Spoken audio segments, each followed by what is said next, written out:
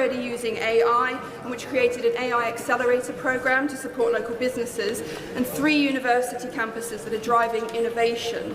So will the Minister meet with me to discuss my constituency's potential as a future AI growth zone? Can I thank the member for strongly advocating for her constituency of Medway to potentially become an AI growth zone? And she will well know that the AI Opportunity Action Plan outlines steps we are taking so that UK can build the cutting-edge computer infrastructure needed to lead in AI development and deployment. And I eagerly look forward to reading the expressions of interest from members' constituency. And of course, I'll be more than happy to meet with her to discuss this in detail. Jeremy Wright. Thank you, Mr. Speaker. The Minister will be well aware that the growth of AI across the country depends on the ready supply of data and other content on which the models can be trained. She'll also recognise that much of that content comes from our creative industries, and she will know that our creative industries are profoundly troubled that they are not properly treated by the companies that are currently scraping that data without their permission or without proper compensation. I know the government will want to resolve that, and she will know that the data bill has had amendments added to it in the other place to address this. Does she intend that the government will resolve this by means of the data bill or by other means? If other means, what other means and when? Thank you, Mr. Speaker. The Right Honourable Member will know that there is ongoing consultation to look at clarifying the issues that covers both copyright and AI. And there will be a statement, as you know, this afternoon on the data bill, which will cover this issue in more detail. As you will also know, the consultation ends on the 25th of February, after which we'll be reviewing the responses to see what we need to do. We come to topicals. Patrick Hurley. Topical number 1, please, Mr. Speaker. Sarah Stay. Thank you, Mr. Speaker. When it comes to embracing AI, Britain is leading the world. I have just got back from the Paris AI Action Summit. The companies I met there were genuinely excited about our AI Opportunities Action Plan. They were also optimistic about how we're using AI to build a smaller, smarter state. The new government digital service I launched last month will harness the power of technology to deliver efficient, convenient public services designed to work for working people. Curley. In recent months, it's become obvious that some social media companies' algorithms are not being run in the pursuit of a commercial imperative, but rather in the service of the political interests of their host country.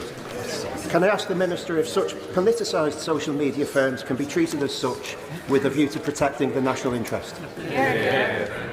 I'm grateful for his question, but I'm also grateful for the leadership that he's shown in his community in Southport during extremely difficult times.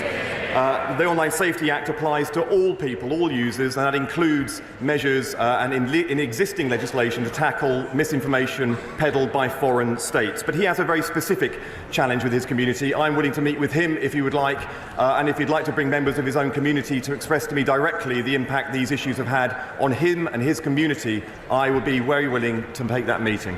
Secretary of State Alan Back. Thank you, Mr. Speaker. The Conservatives secured a £450 million investment from AstraZeneca to expand their Merseyside vaccine factory. When the Chancellor wrecked the deal, AstraZeneca tried to save it by increasing that investment to over £500 million. So why did Labour still walk away, handing jobs and investment to our competitors? The honourable gentleman says that they secured a deal. Well, the deal was announced in March. The general election was in July. Where was the deal? Where was the funding for it? Where was the written agreement? There was nothing. Alan Back. Mr. Speaker, when Labour negotiates, Britain loses.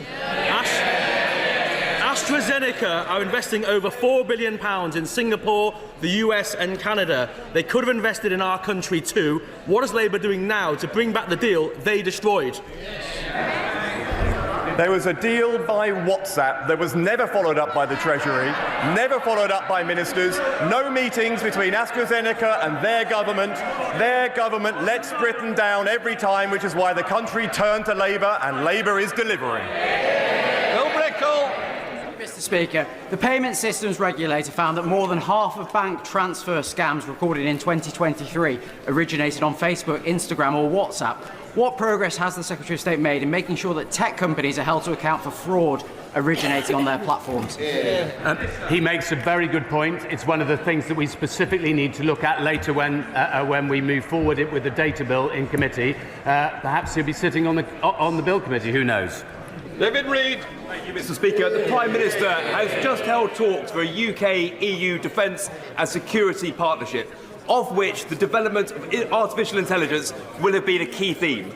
However, last night the UK chose not to join with EU countries in signing the international agreement on AI. So can the Secretary of State please explain this dissonance in the government's approach? At the Paris summit, let me congratulate firstly President Macron for laying on an incredible summit that brought together governments, tech companies and investors, and Britain's voice was heard loud and clear, which is why we're delivering such extraordinary investment into this country. Most of the aspects that were negotiated, the Labour government signed up to and was fully engaged in. In a few areas, we will put Britain's interest first, and a couple of other countries didn't sign too. I don't hear him criticising them. Just Athwell. Thank you, Mr. Speaker.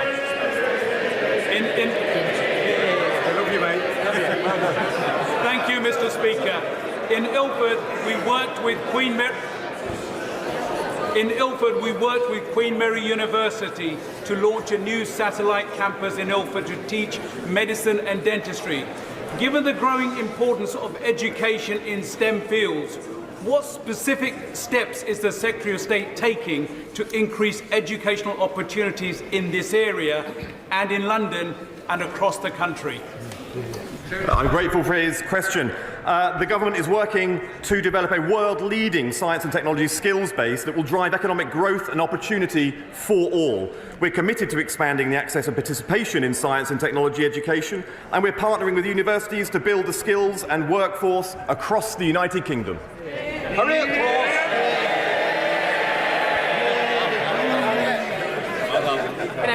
Thank you, Mr. Speaker. A month ago, the Prime Minister said that countries will either be AI makers or AI takers. Does the Minister agree that, given that the Prime Minister didn't attend the AI Safety Summit, but he's given a clear indication that the UK will be an AI taker?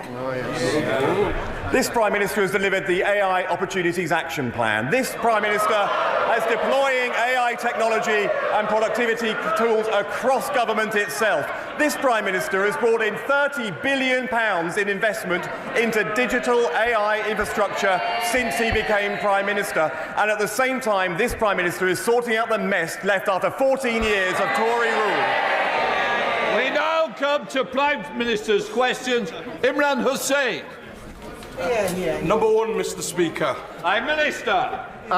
Thank you, Mr. Speaker. This week we progressed our Borders Bill to deliver counter-terrorism-style powers to bring vile criminal smuggling gangs to justice.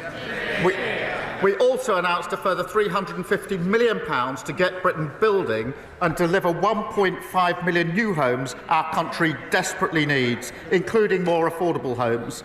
We've slashed red tape that holds businesses and working people back, creating 10,000 more apprentices. This morning I have meetings with ministerial colleagues and others. In addition to my duties in this House, I shall have further such meetings later today. Imran Hussain. Thank you, Mr. Speaker.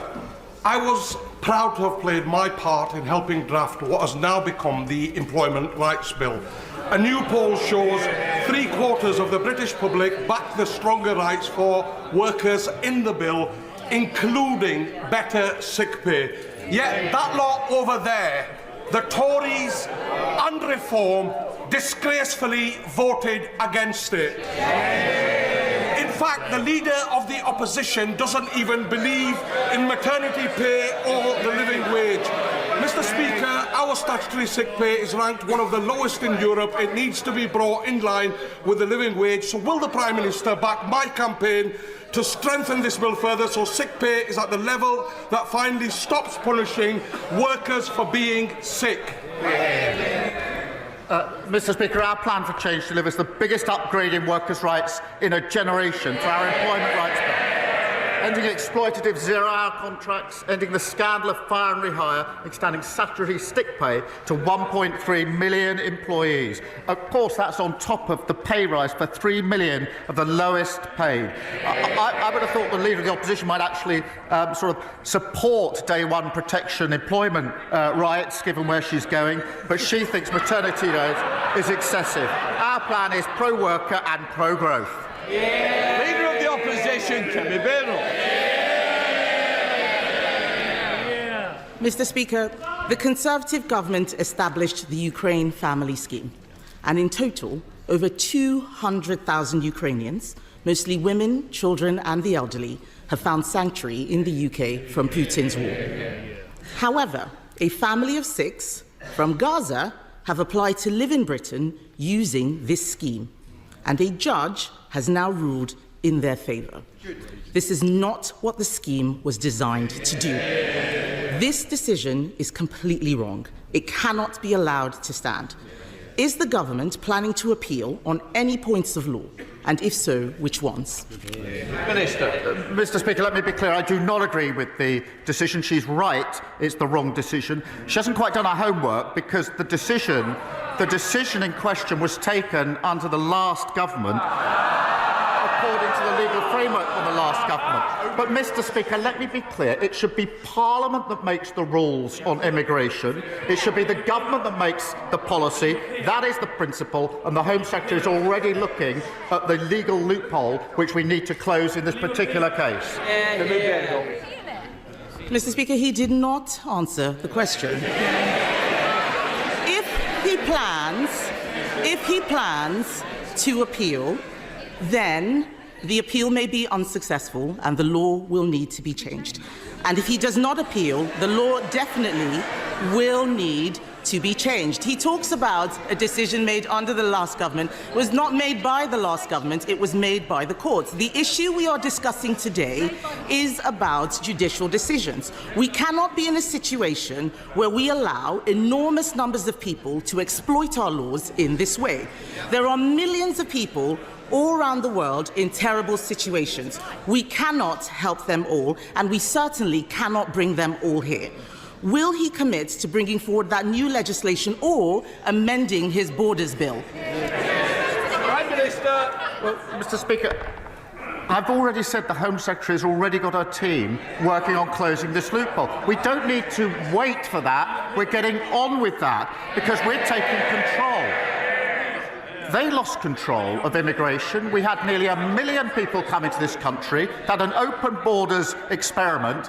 On a Monday of this week, they voted against increased powers to deal with those that are running the vile trade of people smuggling. Same old Tories, open borders, empty promises. Mr. Speaker, if the Prime Minister was on top of his brief, perhaps he'd be able to answer some questions. Given this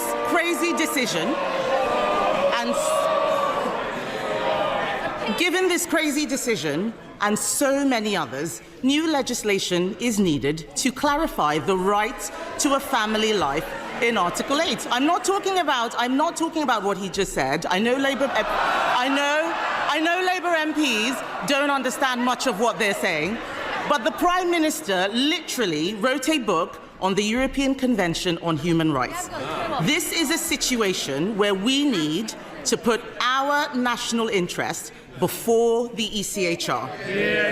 Does he agree that we should legislate even if lawyers warn that this might be incompatible with human rights law? She complains about scripted answers and questions. Her script doesn't allow her to listen to the answer.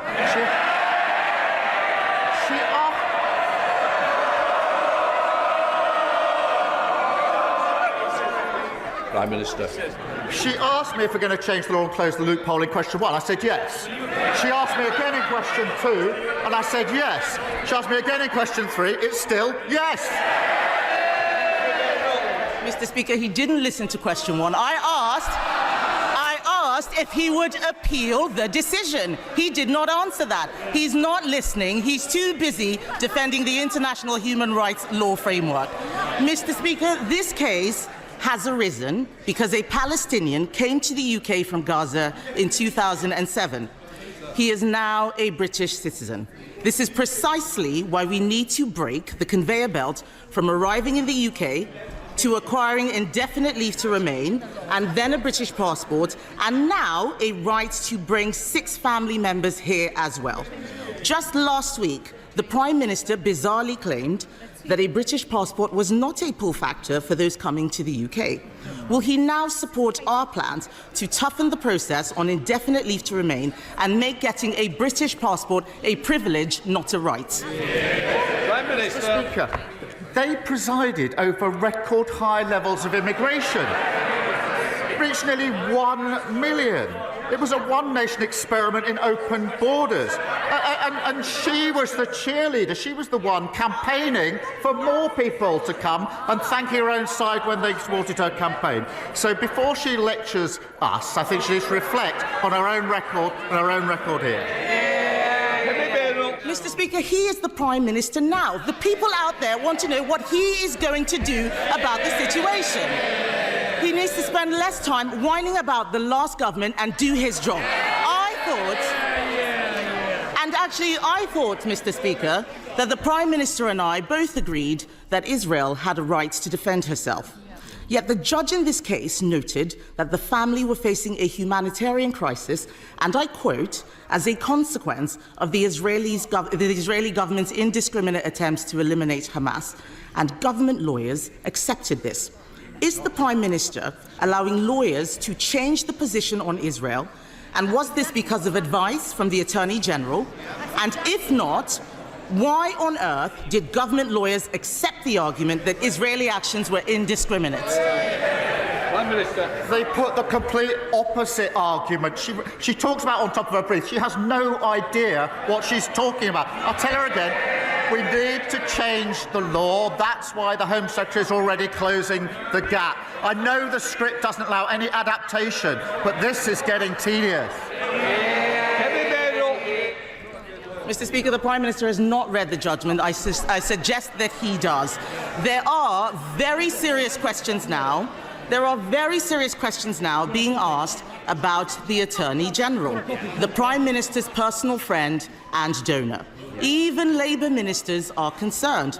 One Labour peer, Lord Glassman, has called him the absolute archetype of an arrogant progressive fool. Yeah. If we are serious about protecting our borders, we need to make sure we appoint people who believe in our country and everything we stand for. It is not clear the Attorney General does. The government is now recruiting a new Chief Inspector of Borders who lives in Finland and wants to work from home. This is not serious. Why should the British public put up with this? The individual in question was appointed in 2019 by the last government to a senior position. He then worked for 5 years from Finland.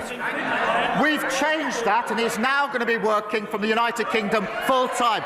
Finland under them. And she talks about the Attorney General. She sat round the cabinet table with an attorney who was later sacked for breaching national security. Charlotte Littles. Thank you, Mr. Speaker. Long-standing traders in the CPS Centre in Culcheth were devastated to receive eviction notices, giving them just 28 days to vacate, entirely out of the blue and under spurious pretexts by the new owner, shell company Shivat Hananim Capital. So far, the owner and their legal representatives have failed to hear tenants' concerns and mine and to negotiate a way forward.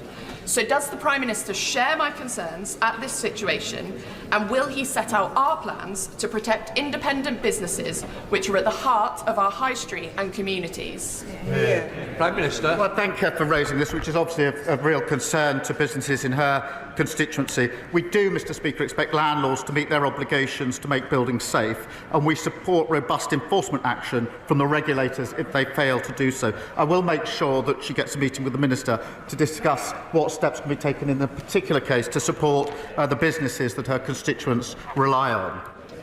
Leader of the Liberal Democrats, Sir Ed Davey. Thank you, Mr. Speaker. 8 years ago this week, the Allies began a pincer movement against German forces between the Ruhr and the Rhine. British and Canadian troops attacked from the north, Americans from the south. British, Canadian and American soldiers fighting shoulder to defeat fascists. 80 years on, President Trump seems to have forgotten all this. His tariffs against steel and aluminium will hit Canada the hardest and will also hit jobs and the cost of living in our country.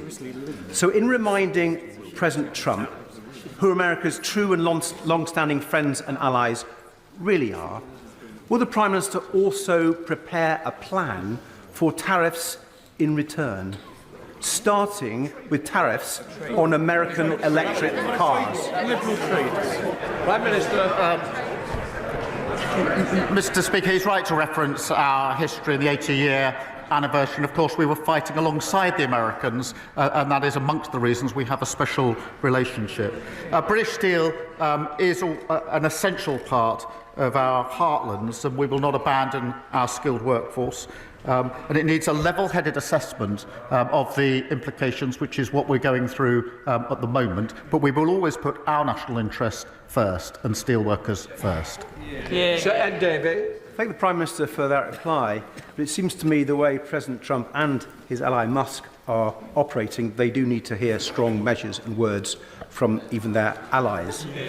And moving on to Ukraine, Mr. Speaker, if Ukraine is forced to surrender its own sovereign territory to Russia, it will be the greatest betrayal of a European ally since Poland in 1945. But President Trump says Ukraine may end up Russian, and he wants American money back. I think we all fear where this could end and the dangerous implications for our defence and our security. So can the Prime Minister reassure this House that he and other European leaders have given sufficient support to President Zelensky so that he can't be bullied by Trump and Putin into accepting a deal that will effectively hand victory to Russia? Prime Minister. As he knows, I met President Zelensky in Kyiv just a few weeks ago at my 8th meeting. The position since the outbreak of this conflict has been a united position across the House of supporting Ukraine, and I was able to reiterate my position, which is we must put Ukraine in the strongest possible position. That matters now just as much as it mattered at the beginning of this conflict, the strongest possible position, and I did discuss with him what more we can do, what more our allies can do to put Ukraine in the strongest possible position. Kim Ledbeat. Thank you, Mr. Speaker. 2 years ago, from the benches opposite, I published my Healthy Britain report, recommending a cross-departmental approach to improving health and wellbeing. Now that we're in government, I'm delighted that ministers have hit the ground running, because running is obviously very healthy for you. So will the Prime Minister confirm that last week's announcement of an increase to the public health grants, which will help local services focus more on prevention and early intervention, is just the start of a long-term strategy that will make Britain healthier, happier and more productive, reduce pressure on the NHS and promote growth? Well, I thank her for highlighting the important role that local communities play in supporting healthy lifestyles. I'm delighted, Mr. Speaker, we're providing almost £4 billion for the local health services that people rely on, and that's things like health visitors, stop smoking services and drug abuse treatments. I'll make sure that she meets the relevant minister to discuss. Saoirse Eastwood. Thank you, Mr. Speaker. Prime Minister, I get it. Nobody wants to get into a trade war. But, you know, unlike Peter Mandelson, sometimes you've got to stand up for what you believe in. My friends here in the DUP have learnt nothing from their mistake of backing Brexit and think that tariffs are a laughing matter. No. But would you agree with me that actually we need to stand up for ourselves, we need to back our workers, we need to back our businesses, not just in Lagan Valley, but indeed across the UK? Yeah. Well, yes, of course. The US and the UK share a strong and balanced trading relationship.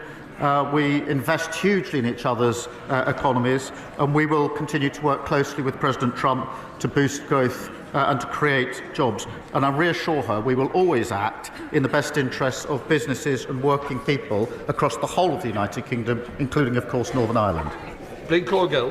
Thank you, Mr. Speaker. I was baffled on Monday that, given the chance to support legislation backed by the National Crime Agency to crack down on criminal smuggler gangs and secure our borders, The parties opposite, the Conservatives and Reform, linked arms in the voting lobby to vote against it. The Conservatives spent 3 years and £700 million on their ludicrous Rwanda scheme and saw 4 volunteers returned. Does the Prime Minister agree with me? There is only one party that is serious about repairing our broken immigration system. Yes, Mr. Speaker, and let me remind them what they voted against earlier this week in our Borders Bill. They voted against, that's Reform and the Tories, they voted against making it an offence to organise the buying, selling and transport of small boats, against making it an offence to endanger lives at sea, against and powers to arrest suspected people smugglers before the smuggling takes place. They voted against. They voted for open borders, both of them. Thank you, Mr. Speaker. Last week, the Prime Minister gave yet another threadbare excuse for why he and his North London lawyer friends are giving away the Chagos Islands. Mr. Speaker, this is his decision, and he must own it. More importantly, he can't tell us, the British taxpayer, how much this is going to cost. Is it 9 billion? Is it 18 billion? Is it 52 billion? The Times have called this botched deal insane. Members of his own cabinet reportedly think it's impossible to understand. And one of his own MPs think it's the worst thing the Labour Party have ever done. So can the Prime Minister tell us which word he thinks best describes this deal? Mr. Speaker, I set out the position in relation to the Chagos Islands last week. I also offered the Leader of the Opposition a briefing on this, a high-level briefing. She still hasn't taken me up on that briefing. They're asking questions without wanting to know the facts. It's extraordinary. Mr. Speaker, someone who wants to be Prime Minister does not want to know the facts, even when she's offered a high-level briefing. He'd be better informed if she took me up on the offer of a briefing. Thank you, Mr. Speaker. The Prime Minister will, I'm sure, want to congratulate Newcastle United on reaching the League Cup final after Arsenal's exit. But will he also, in what is National Apprentice Week, will he also congratulate the 600 apprentices learning trades from welding to quantity surveying as part of the Tyne Bridge restoration programme? And whilst I know he can't confirm bridging the funding gap left by the Tories, will he confirm that he is looking forward to seeing the Tyne Bridge restored in time for its 100th birthday in 2028? Well, look, I'm going to struggle to sound delighted with the results of that particular football match, but look, it will be a special day for Newcastle fans. But the Tyne Bridge is an iconic North East landmark, and I congratulate the apprentices who are helping to restore this vital piece of infrastructure. As usual, the Tories made empty promises that they had no intention of keeping, including £2.9 billion worth of transport commitments that were never funded. We will look at the capital projects around the spending review and let her know as soon as we can. Liz Jarvis. Thank you, Mr. Speaker. My constituents, Peter and Maureen, have been married for 70 years. Peter is 93, and for the past few weeks he has been stuck on a hospital ward, waiting to go home because a care package hasn't been arranged. Peter is missing home and missing Maureen. So will the Prime Minister reassure my constituents that the social care crisis will be tackled this year? Well, can I thank her for raising this issue and the particular case of her constituents? And I also need to know this is deeply personal to her, and if I may, I extend my deepest sympathies to her and her family for their loss. We have taken immediate action on social care, already delivered £3.7 billion of additional investment, working on the first ever fair pay agreement for the sector and, of course, boosting the carers allowance. And I invite her and everybody to work with the House on the longer-term reform that we need. Thank you. Julie Mims. Thank you, Mr. Speaker. James Rennie is an outstanding specialist school in the heart of my Carlisle constituency. Having converted every spare corner into classrooms, exceeded its published admissions numbers, and already having 43 applications known for this September, it is literally bursting at the seams. It cannot expand any further, and what is clearly needed is a new specialist school for North Cumbria. What assurances can the Prime Minister give my constituents that his government will put children before ideology and allow local authorities to tackle the shortage in SEND provision? Well, I thank you for raising this vital issue. It's not the first time it's come up. We are supporting mainstream schools to increase SEND expertise whilst also establishing dedicated SEN units. Because we need to make sure that special schools also can cater for those with the most complex needs. So we're working on this. It's come up time and again, but we are doing that vital initial steps. Thank you, Mr. Speaker. Dorothy House is an amazing hospice that supports terminally ill people in Freeman East Somerset and their families, including my good friend Lisa. Next year, Dorothy House will be looking forward to celebrating 50 years of service, but they will also be facing an additional cost of £422,000 thanks to increases in employers' national insurance. Will the Prime Minister commit to meeting with me and representatives of the hospice sector to hear first-hand the impact of NICs and to work with them to find a solution? Prime Minister. Mr. Speaker, everyone deserves high quality and compassionate end-of-life care. The honourable member knows we inherited a £22 billion black hole in our public finances. That's why we took the difficult but right decisions to invest in our public services. I do recognise the pressure that hospices are facing, and that's why we invested £100 million into hospitals with an additional £26 million to support children and young people's hospices. And I will make sure she gets a meeting with the relevant minister. John Hodge. Thank you, Mr. Speaker. A significant part of the dreadful legacy left by the previous Conservative government is a chronic underfunding of transport infrastructure, especially in the North East, as we've just heard from my honourable friend. So does the Prime Minister agree with me and the North East Mayor, Kim McGuinness, that redevelopment of the Leamside line, the disused Leamside line, that would reconnect Gateshead with Durham North, and increasing the capacity on the East Coast Main Line would help bring the metro to Washington and my constituency, and would bring much needed jobs, growth and opportunities to my region? Well, I thank her, and both she and the North East Mayor are dedicated campaigners on this issue. The party opposite left us a host of unfunded promises, and public transport is in dire condition. Expanding the metro network has huge potential to drive growth and unlock new housing. I'm pleased that progress is being made on the business case. Keir Starmer. Thank you, Mr. Speaker. Earlier this week, we learned that the Prime Minister's close friend, the Attorney General, has in the past advised Caribbean nations on seeking trillions of pounds in reparations.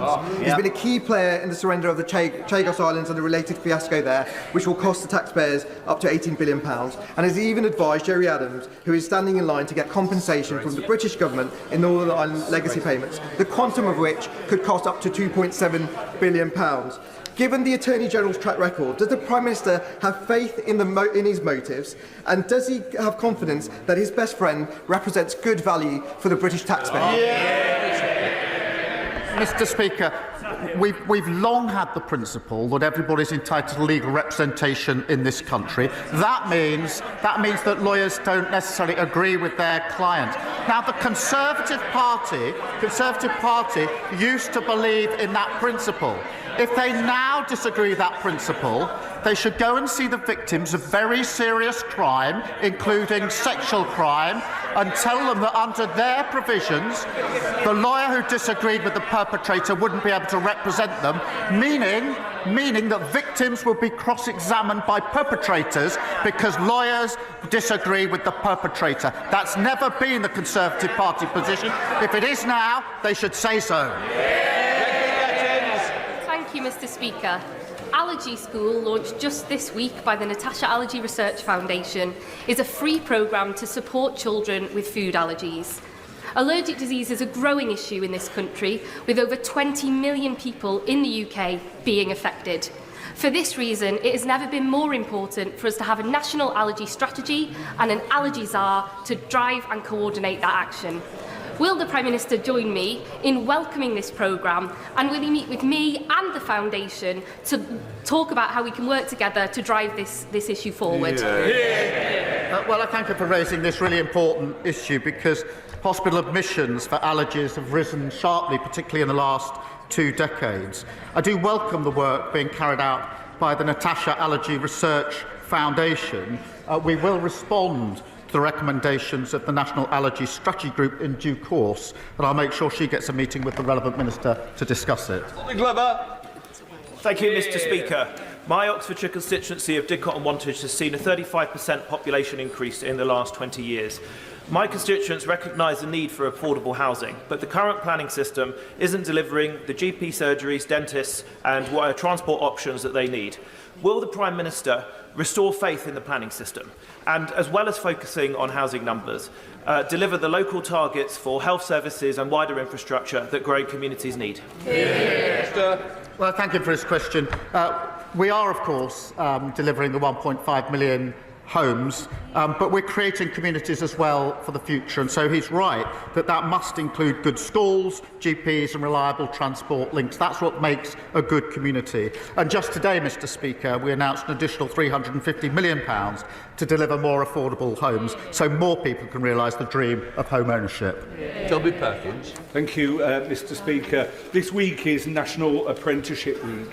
As co-chair of the APPG for Apprenticeships, I can tell the Prime Minister that employers are very pleased to see the announcements this week that will make a real difference both in terms of the completion rate and the flexibility around apprenticeships. Does the Prime Minister agree with me that schools should be promoting apprenticeship alongside A-levels and other options? And can he tell us what more he's going to do to support more young people to get into an apprenticeship? Well, I'm very pleased that he's raised this issue and that we'll be able to give employers more flexibility over maths and English requirements. This is really important, Mr. Speaker. There are very many young people who didn't get the maths qualification they wanted at the time, but are very well suited for the future, want to play their part, and now they can get apprenticeships under the changes that we've made. And that's 10,000 extra apprenticeships. This is delivering for them, giving them a chance for the future to contributing, of course, to our economy. Harriet Cross. Thank you, Mr. Speaker. Mr. Speaker, yesterday the Farming Minister told a conference of farmers that farming is not high in the pecking order for this government. Given the heartless family farm tax, is his minister correct? Yes or no? Farming's top of the agenda as far as I'm concerned. That's why we put £5 billion to support farmers in the budget. They failed to spend £300 million on their watch on farming, and we set out our roadmap, which has been welcomed by the NFU, as she very well knows. It was described as long overdue. I wonder who didn't do it before. Mr. Jewist, I'm sure you don't want to be leaving today. It's not the best day. Right. Natasha Irons. Thank you, Mr. Speaker. As a graduate of the Croydon Youth Philharmonic Orchestra, the Prime Minister will know that youth services can broaden a young person's horizons beyond what they could ever imagine. But with national spending on youth services seeing a 73% decline since 2010, can the Prime Minister outline how this government will bring youth services back into our communities? Will he look at giving them the statutory protections they deserve? And will he visit Croydon East to see firsthand the vital role these services play in my constituency? Well, Mr. Speaker, my days in the Croydon Youth Philharmonic Orchestra were a long time ago now. But we do fully recognise the importance of youth services to help young people save lives and live safe and healthy lives. We've been developing our plans for the new National Youth Strategy to bring power back to young people and help every young person realise their potential. Christine Geordie. Thank you very much, Mr. Speaker. Every 22 minutes, a child in this country loses a parent or a loved one. That's 40,000 children every year facing a trauma which many of us here know can last a lifetime. Charities such as Winston's Wish do a fantastic job of providing support for young people, particularly when schools are closed or there's no one else to turn to. But at the moment, there's no simple way of the children knowing where the charities are or the charities being able to contact the children. So will the government back my private member's bill this summer to do just that? And would the Prime Minister meet me to discuss how we make sure that another generation of children does not have to face this trauma? Well, can I thank her for her ongoing work and campaign on this important issue. The Cross-Government Bereavement Group continues to look at how we can improve access to the support that children and young people need at these difficult times. And of course, I'll make sure that she gets the meeting that she wants with the Minister to discuss this further. David Taylor. Thank you, Mr. Speaker. Yesterday marks the 20th anniversary of the launch of the Make Poverty History campaign, and a fantastic speech for all of us that were there, delivered by the late, great Mandiba. That campaign inspired a generation of campaigners and a great Labour government to deliver unprecedented action to tackle global poverty, lifting millions out of poverty. Will the Prime Minister join me in paying tribute to some of those campaigners and commit to doing all he can to ensure that Britain is playing its full part in helping eradicate global poverty today? It's a really important issue. We do pay tribute, and of course we continue to play our full part. Alex Bloor. Thank you, Mr. Speaker. Basingstoke Hospital, used by half of my constituency of North East Hampshire, has had its rebuild delayed by 15 years, despite no ministerial visit to see the worsening conditions there. The cost of maintaining the hospital for those 15 years is estimated to be almost as much as the rebuild itself. So can the Prime Minister explain the logic of making taxpayers pay twice? Mr. Speaker, her constituents are right to be frustrated about the empty, unfunded promises that were left behind by the Conservatives, a point made by her and, of course, by the Labour MP for Basingstoke. Under the previous government's plan, a new hospital in Basingstoke would simply not have been delivered because it was unfunded. It was a promise without anything behind it. We've put in place a funded deliverable plan which will see the hospital built, and we'll work closely with the Trust to ensure that it is. Dr Becky Cooper. Thank you, Mr. Speaker. The government's devolution plans are a welcome progressive development to shift power and resources from Whitehall to our communities. But there are, of course, discussions now around the process and realisation of benefits for our communities. So can the Prime Minister assure my residents in Worthing West, and indeed all constituencies starting priority devolution programmes, that Sussex devolution will give us meaningful control over our local priorities, including housing, transport and social care? Minister. Well, I thank her for raising devolution, which will see her constituents in Sussex get meaningful control over local priorities. The devolution priority programme, Mr. Speaker, will see a wave of mayors elected next year, including in Sussex, and I believe that those with skin in the game make the best decisions about their communities. Final question, Andrew Mitchell. Thank you, Mr. Speaker. Mr. Speaker, the Prime Minister will be well aware of the Global Vaccination Fund, Gavi, one of the United Kingdom's great success stories. It's vaccinated from deadly diseases over 1 billion children under 5. It presents real value for money to British taxpayers, and over 80% of our constituents support it. Will he give the House today an undertaking that Britain will continue this leadership and make a decisive pledge at next month's replenishment conference? Well, I'm grateful that this is a really important issue. As he rightly points out, I've long supported it and will continue to support and share details with him just as soon as I can. But it is important, have support it, will continue to do so. Thank you. Right, that completes Prime Minister's questions.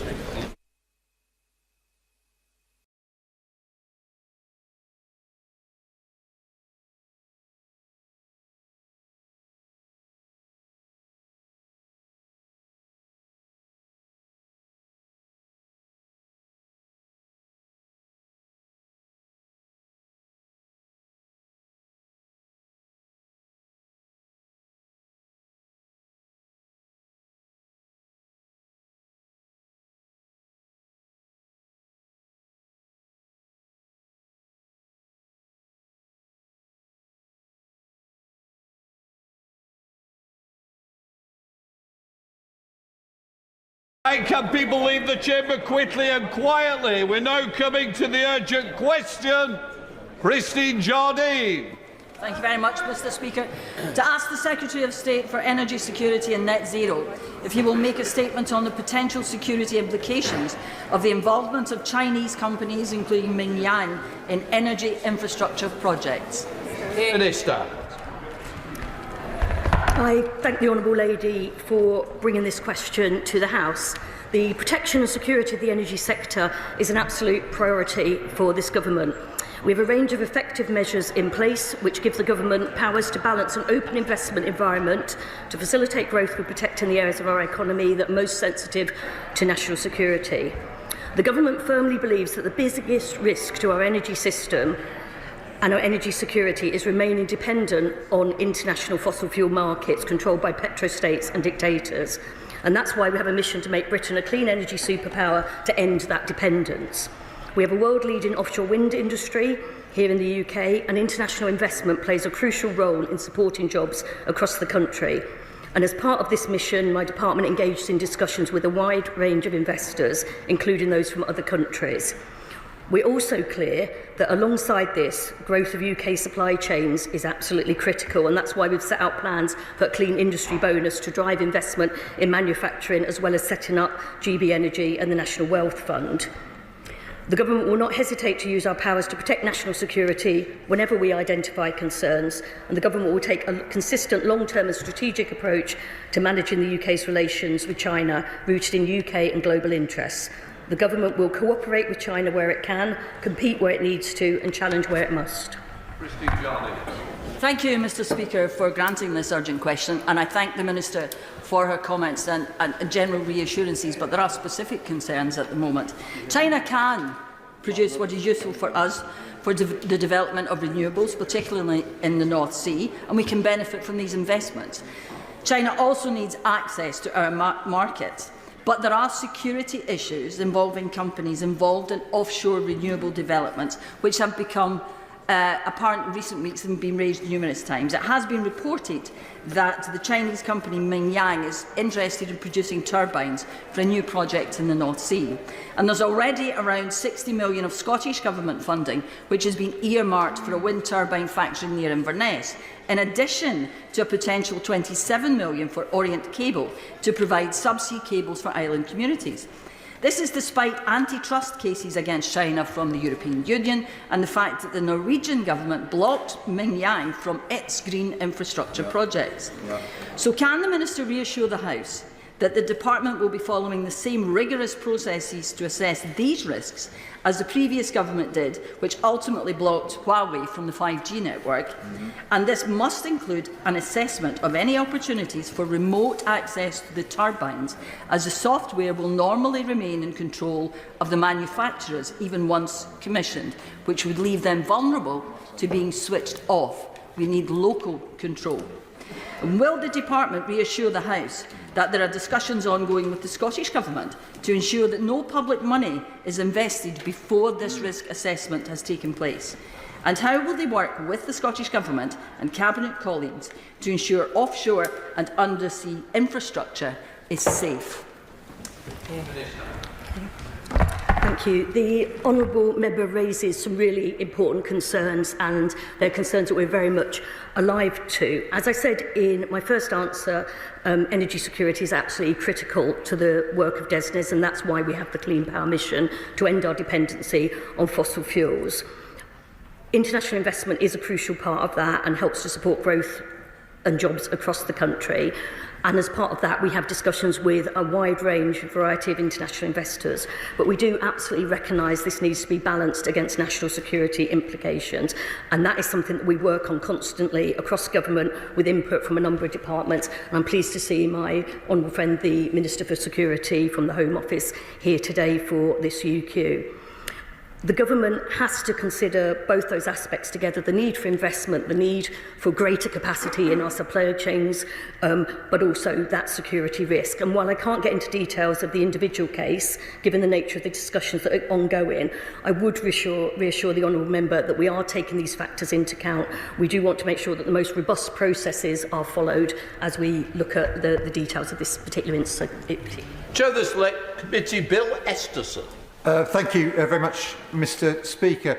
Can I say how pleased I am to hear the Minister confirming the importance of our energy security in contrast to what we saw under the previous government. And they can groan all they want, but that is the reality of what was inherited in July last year. But as we extend energy infrastructure in this country, can she confirm how this government will ensure that we have control of the operation of that infrastructure? And does she also agree that it is vitally important that through the industrial strategy we see the renaissance in our manufacturing and greater resilience in our supply chain, all of which adds to the energy security of this country? I thank my honourable friend for that question. He's absolutely right that as part of getting this investment into infrastructure, dealing with capacity issues in our supply chain is absolutely crucial. It's one of the reasons why, through the National Wealth Fund, we invested in lithium in Cornwall last week. So in terms of a critical minerals strategy, we want to maximise the natural resources that we've got where we can. As I said, we want to make absolutely sure that security concerns are addressed as well when we look at which investors do invest in our new economy. Shadow Secretary of State Andrew Bolt. Thank you very much, Mr. Speaker. Mr. Speaker, the indication that Mingyang will get the green light from the Treasury to supply wind turbine technology to the Greenvolt wind farm in the North Sea is concerning. Indeed, alarm bells have been sounded by officials in the Minister's own department and indeed in the Ministry of Defence. This green revolution will come with a Made in China label. The government, in collusion indeed with the SNP in Holyrood, are determined to see Chinese companies reap the economic reward. Her party says again and again that transition to renewable energy will reduce our reliance on hostile regimes. Chinese-controlled technology embedded in our critical energy infrastructure is evidently a threat to our security. Can the Minister assure us that she is taking this threat seriously? And can the Honourable Lady explain how using wind turbines made by Mingyang reduces our reliance on foreign states? Mr. Speaker, just last week, I, along with many MPs in her own party, were briefed by the Royal Navy on the vulnerability of our subsea communications and energy infrastructure. We have also seen a pervasive rise in sabotage attacks on subsea cables in the Baltic, affecting our Scandinavian allies. If Chinese-manufactured turbines are installed, security experts have warned that sensors could spy on British seas, defence submarine programmes and indeed the layout of our energy infrastructure. We would be reliant on Chinese equipment and software, Chinese suppliers for updates and maintenance, handing Beijing significant opportunity for interference. In the current international climate, it is unthinkable to disregard the security implications of this decision. So can I ask the Minister, can she confirm that they have scrapped the Giga scheme that we launched to build British supply chains in energy technologies? What discussions has she had with the Ministry of Defence around their concerns as to the ability to ensure security of our energy system? What safeguards will be in place to prevent Chinese maintenance ships accessing these turbines for repairs? What guarantees has she had, if any, from our defence and security agencies that this investment will pose no threat to our national security? And if such assurances are not forthcoming, will she revisit this decision and put a halt to the madness of allowing the People's Republic of China to have such a significant stake in our energy system? I think my starting point when the Shadow Minister, it's me, I'm the Minister now, when he said about revisiting this decision, and no decision's been made at the moment, we're undergoing rigorous processes to look at the role of China in our supply chain, in investment in critical infrastructure in this country. And I can't provide a running commentary on individual cases. He'll know, having been in my position, why that is so important that we don't do that. But as I've made clear already, we are taking into account the national security considerations as well as our need for investment in the supply chain. I would say that in terms of the legacy that we were left by the previous minister, is that he was perfectly happy to leave our energy system exposed with the British people paying the price. And the retreat, the under new management line that he was parroting earlier this week, would leave us even more exposed to those petrostates, to the dictators. We are getting on with our clean power mission to end energy security, and I'll take no lessons from him on energy security, given their record. Polly Billington. Thank you, Mr. Speaker. I'm glad to hear the Minister point out that we are left with a legacy of an absolutely vacant industrial strategy when it comes to green investment over the past 14 years. And I urge her to explain further how we might be able to make sure that we are developing the skills and competencies in this country to make sure that we have good, strong, ethical supply chains. thank my honourable friend for that question. One of the things we have launched is the Clean Industry Bonus, which will be absolutely crucial in terms of protecting our supply chain. We're investing through GB Energy and through the National Wealth Fund. As I mentioned, lithium in Cornwall is just one example. And through the Global Clean Power Alliance, which we launched at the end of last year, we'll be bringing together our counterparts from other countries, including at the IEA conference in April, to look at a supply chain mission so we can deal with these issues, because they're not just issues that affect us in this country. As other countries seek to decarbonise, seek to increase the role of renewables, there are capacity issues across that supply chain, and that's something that we all need to deal with, cooperating together. Liberal Democrat spokesperson Pippa Hailing. Thank you, Mr. Speaker, and I'd like to thank my honourable friend for bringing this urgent question, which is so important. Since Russia's invasion of Ukraine, as the Minister has rightly said, energy security has been a key term in this chamber. There are two ways of looking at energy security. First of all, which is to generate our own renewable energy to avoid volatility, price volatility, exposure to authoritarian regimes, ensuring we've got the jobs here at home for design and construction. Secondly, it's about our national security issues around our energy infrastructure. That's also a term of energy security. A former MI6 chief has warned of the vulnerabilities, either deliberate or inadvertent, posed by foreign-controlled software embedded in our energy infrastructure. Given these serious concerns, can the Minister guarantee that any further investment in Scotland will ensure that this increases both the energy and national security future? Thank you. As I've said, there are robust processes, and we are going through these processes to try to make absolutely sure that that our national security is not compromised by investment from overseas, and that is something we'll continue to do. Thank you very much, Mr. Speaker. The Grangemouth refinery is a key piece of vital infrastructure for Scotland, and its economic contribution to the Scottish economy every year is over £400 million. The Grangemouth refinery is also a joint venture between PetroChina, owned by the Chinese state, and INEOS, a multinational conglomerate. Together they are Petro-INEOS.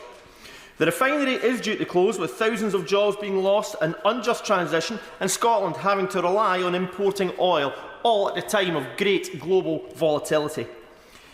Why is the government allowing a foreign government and private capital dictate Scotland's industrial capacity, its ability to produce oil, and overall our national security?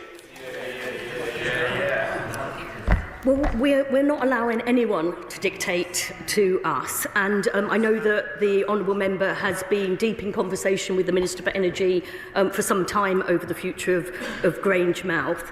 But as I reiterated, we absolutely need to attract the investment that we need to meet our clean power mission, to secure our future energy security, and in the long run bring down bills for the British people. We need to balance national security concerns as in tandem with that, and neither one of them takes priority. We need to tackle those challenges together, and that's what we'll do. Ian Duncan-Smith. Mr. Speaker, whatever the question is about energy, China is not the answer. It's on two fronts. We know that the MOD and the Department of Energy Security has raised objections about the Treasury's push to bring Minyang Smart Energy into the circuit on this one, to bid for this. The second thing is that China is determined to use slave labour in their products. We are, under this government, investing in solar arrays which have a huge amount of slave labour in them producing polysilicon. Does the government not recognise that their tilt towards China to get them to invest in this runs the real risk of utter dependency on China and, of course, serious threats to our security, highlighted endlessly by the security services? Will they now stop? I recognise that the Right Honourable Member has long-standing concerns about the role of China and its investment in our economy, and he's been a great champion of raising concerns about forced labour. He's right to raise those concerns. We have set up the Solar Task Force, I'm sure he's aware, to look at the issue of whether there's forced labour in our solar supply chains. We also, as I said, with the Global Clean Power Alliance, there will be a supply chain mission as part of that's launched. And as I said, it's not something that one country can tackle by itself. We all need to be alert to the risks of slave labour. I know that there was an amendment passed in the House of Lords last night that means the issue's coming back to the Chamber soon. I look forward to the discussion then. Amanda Martin. Thank you, Mr. Speaker. Does the Minister agree with me that developing our economic and trading relationships with other nations is one lever of many that this government is using to drive growth and investment alongside planning reforms, public investment and a proper industrial strategy for the people of the UK, but also for the people in my city, and at the same time ensuring that we work across departments to always have our nation's security at its core?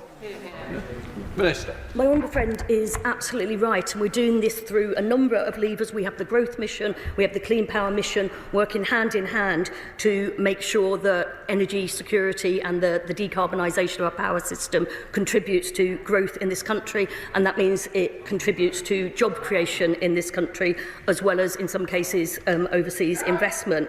We have the We've set up Great British Energy, we have the National Wealth Fund, we have the Clean Industry Bonus. All of those will help us achieve those objectives.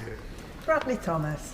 Thank you, Madam Deputy Speaker. Have ministers or officials in the Ministry of Defence, the Home Office or the Security Services raised any concerns with her department over the possibility of offshore structures in British waters being used for Chinese intelligence gathering technology? And if there are sensitive matters which cannot be discussed in this House, will she commit to holding a private briefing for members of Parliament on the security implications of energy infrastructure from China? Minister. Okay. I don't think I can comment on the extent of conversations other than to reassure the honourable member that of course these conversations are taking place. Of course there are robust processes that we are going through and there'll be ongoing conversations. Again, because it's not my specific role, I wouldn't be able to say whether that is information that can be shared. I don't think it can be shared on a day-to-day basis, but perhaps if there's a briefing that we could arrange with members to give them some reassurance as to the general approach, I'll investigate whether we can do that. Melanie Arn. Thank you very much, Madam Deputy Speaker. I have to say I'm surprised at the benches opposite. They seem to have forgotten when they were pushing on this country the golden era of the relationship between the UK and China. And some of this is the legacy that remains from their time in government. And so I think that they should just be careful about how they're approaching this conversation. And I would just like to take the opportunity to point out to the Minister the role that Grimsby plays in servicing and supporting operations of offshore wind, not only around UK waters but also as far as Taiwan. Those skills and those competencies and capabilities do exist here in the country, so I'd like to ask the Minister what additional support will be given to expand those capabilities and support for those skills in this country. Minister. My honourable friend has been a real champion for Grimsby. I'm very glad to see her returned at the recent election so she can carry on championing all the potential that Grimsby has to offer, not least in terms of the wind sector. We think it's really important that we link up the skills and the capacity. That's one of the obstacles. We talk very often about how grid capacity and how planning issues can hold up the rollout of clean power, but actually we know that we've got to have the skills base as well, and we're working with the Department of Education very much on that, how we can train the workforce and develop through things like the Growth and Skills Levy capacity within the existing workforce as well to work on these exciting new projects. Sir Alex Shelbrooke. Thank you, Madam Deputy Speaker. The Minister speaks about being reliant on petrochemical states and dictatorships who supplied the fuel needed for our energy system. And yet the vast majority of the processed materials that are needed, whether we construct them here or not, come from China. We recognise that some of these countries were dictators, but can the Minister at the dispatch box now confirm to this House that a country that uses slave labour, a country that has carried out the most horrendous crimes against the Uyghur population, a country that has sanctioned our own parliamentarians, is indeed as much as a dictatorship as the countries that she says we no longer want to be reliant on? Well, if we followed the approach being suggested by the opposition front bench now, we would be very firmly back in the hands of the petrostates and the dictators. And we've seen... But In terms of relationship with China, as I've said, we will cooperate where we can, we will compete where we need to, and we will absolutely challenge if we must. And we've been clear that no company in the UK should have forced labour in the supply chain. This is why we've set up the Solar Task Force. This is why we're going through the robust processes ahead of the decision that we're talking about here today. And I will take no lessons from the honourable member, because we've had 14 years of being exposed to volatile energy markets, and we are trying to recreate our energy security through this investment. Jane Kirkham. Thank you, Madam Deputy Speaker. Would the Minister agree that after a real neglect of our energy infrastructure for the last 14 years, setting up GB Energy to help UK ownership of energy production in the future can only be a good thing, and our investment in critical minerals in Cornwall particularly, and the supply chain for floating offshore wind, will be crucial to secure our national security? Minister. On the one hand, the honourable members raise concerns about critical minerals being imported from abroad. And then when my honourable friend from Cornwall, who again is a real champion for her area, when she praises the investment that we have put into lithium extraction in Cornwall, they start jeering. And through GB Energy, through the National Wealth Fund, we will continue to do that investment. Claire Young. Thank you, Madam Deputy Speaker. To have true energy security, we need homegrown capability at all stages of the development of renewable energy infrastructure, from the earliest research to maintenance and decommissioning. So can the Minister tell me what steps she is taking to ensure that we have that homegrown full life cycle capability? Minister. I think from the honourable member's question, she may be talking about community energy. I'm not quite clear, but no.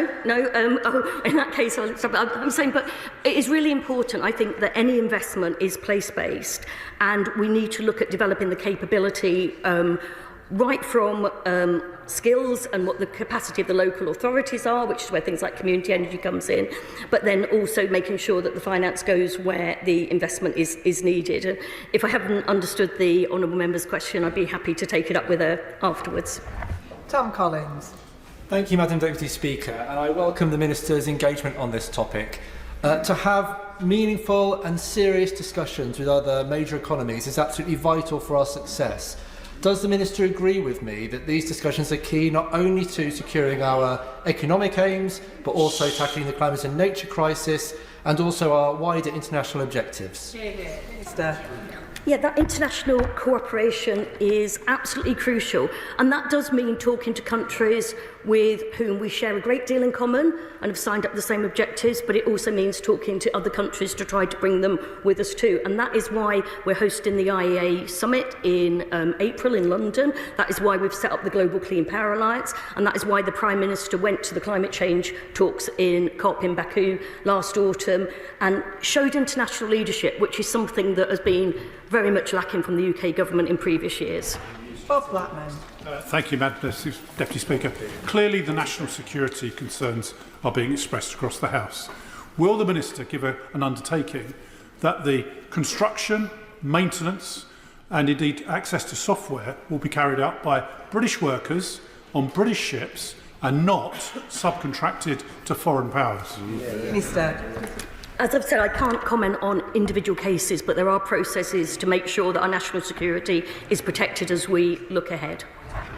Tony Vaughan. Thank you, Madam Deputy Speaker. I welcome the Minister's reassurance about the Government's rigorous scrutiny of energy projects involving Chinese technologies, and I understand the argument that at the current stage of our transition to net zero, we may need to look further afield to meet our domestic energy needs. But will the Minister agree with me that the long-term plan ought to be to reduce reliance on Chinese technology in the UK energy sector and rather to use British-made green technologies where there can be no concerns around national security or about ethical supply chains? Minister. Yeah, I agree absolutely, and that's why we are doing all we can to increase capacity through things like the Clean Industry Bonus, through investment from the National Wealth Fund, through the role of GB Energy and all the other measures that we'll be taking our industrial strategy to try to ensure that we keep the jobs in the UK and we create new jobs in the UK too. Dave Dugan.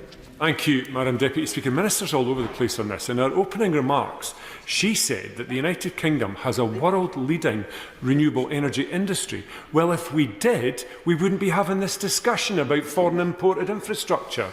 So will she commit to understand, notwithstanding the total failure of the Tories over 14 years to invest in the industrial base of renewable energy manufacturing across the United Kingdom, what is her strategy and her government strategy to get right in front of this, not just in terms of manufacturing, but also in terms of resource supply, enterprise resource planning, intellectual property?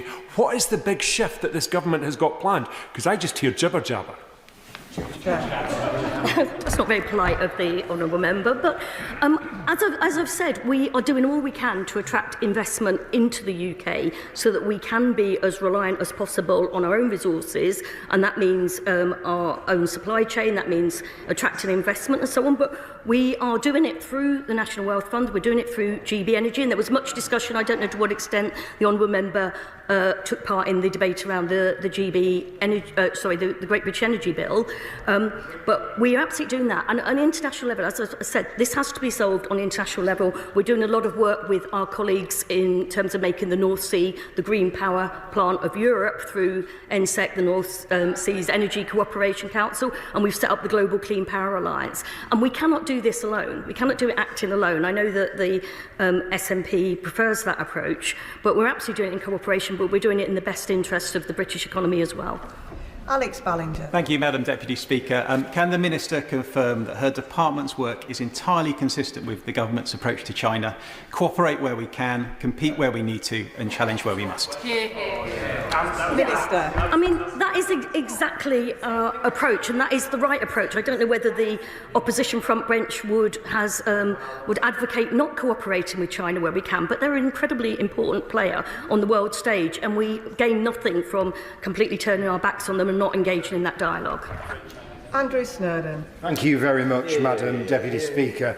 Following Russia's illegal invasion of Ukraine, we saw how Russia responded in the global tariffs and sanctions market by trying to use its dominance in the nuclear fuel market to put pressure on the allies of Ukraine. And therefore, we've seen that vulnerability in our energy supply chain when our enemies and allies of those enemies want to use it against us. The former head of MI6, Sir Richard Dearland, has said that the government's target to decarbonise the grid hands power to Beijing. And when we talk about having reliance on dictator states, we have enough oil and gas in the UK to do that without any reliance. So why don't we just get drilling and get our own oil and our own gas out of the ground? So has the government, given, I suspect, in their mad dash to decarbonise the grid, are not going to do that, has the government undertaken a risk assessment of the strategic vulnerability to our national security of our increasing reliance on Chinese rare earth minerals and battery production? Minister. I think I have already made very clear, Madam Deputy Speaker, that there are ongoing conversations about that, and we take national security incredibly seriously when we look at investment decisions. In terms of what he had to say about producing more oil and gas here for our own use, I think he needs a lesson in how the energy markets actually work. There's no guarantee that it would be used here. Harriet Cross. Thank you, Madam Deputy Speaker. The issue with this is the rush that the Labour government have to decarbonise by 2030. Because of that rush, we do not have the capabilities in this country at the moment to fulfil all the requirements that are needed to deliver those projects. Until the point where we will always be reliant on overseas powers, overseas people like the Chinese government, like Chinese manufacturers, to deliver what we need in order to decarbonise. Is this government prepared and happy to sacrifice our national security and our energy security in order to reach that 2030 target? Minister. That sounds very much like the honourable member has made the case for an industrial strategy that ensures that we can match demand with supply, and that's an approach that was particularly missing from the last government. Sammy Wilson. Thank you, Madam Deputy Speaker. Almost on a weekly basis, we are lectured by the net zero obsessed Secretary of State that the race for renewables is necessary in order to give us a secure future supply of energy in this country. And yet, the renewable industry is increasingly dependent upon Chinese technology and rare earth metals, which the Chinese control 70% of. So we're placing our future energy supply in the hands of a dictatorship which has proved itself in other states to be willing to use the infrastructure to blackmail the countries in which it's based. Is this not a case that we should be looking at the supply of fossil fuels that we have in this country, decades of gas and oil which could be used? We would secure this, we'd be sure that we could use it and we wouldn't be interfered by others in using it. We absolutely believe that the best route to energy security is by our Clean Power by 2030 mission and further investment in renewables, and that remains our stance. Final question, Jim Shannon. Thank you, Madam Deputy Speaker. Can I thank the Minister for her answers to the questions? The Minister will be aware that the costly environmental obligations which government imposes on home manufactured goods are not adhered to by many other nations, which prevents our UK manufacturers from being able to compete on many occasions, combined with human rights breaches routinely carried out by the Chinese business on Uyghurs, on Falun Gong, on Christians and many other ethnic minorities. Does the Minister not agree that these considerations must be equally weighted with cost, and it will seem that human rights and Chinese production will never add up, and this must inform any contract offered by this nation of ours? Thank you. Minister. I think that the honourable member has frequently raised almost every issue you can think of in this chamber, but I know that I've taken part in very many debates about human rights in countries of concern overseas over the years. He's absolutely right to flag those concerns. As I said, we have the Solar Task Force, we have the supply chain mission with the Global Clean Power Alliance. We are very much alert to this. We do not want to see forced labour or any form of modern slavery in our supply chains, and that is something that we're absolutely determined to take action on. That concludes the urgent question. We now come to the statement, and I'll allow a few moments for the front benches to swap over and members to come in.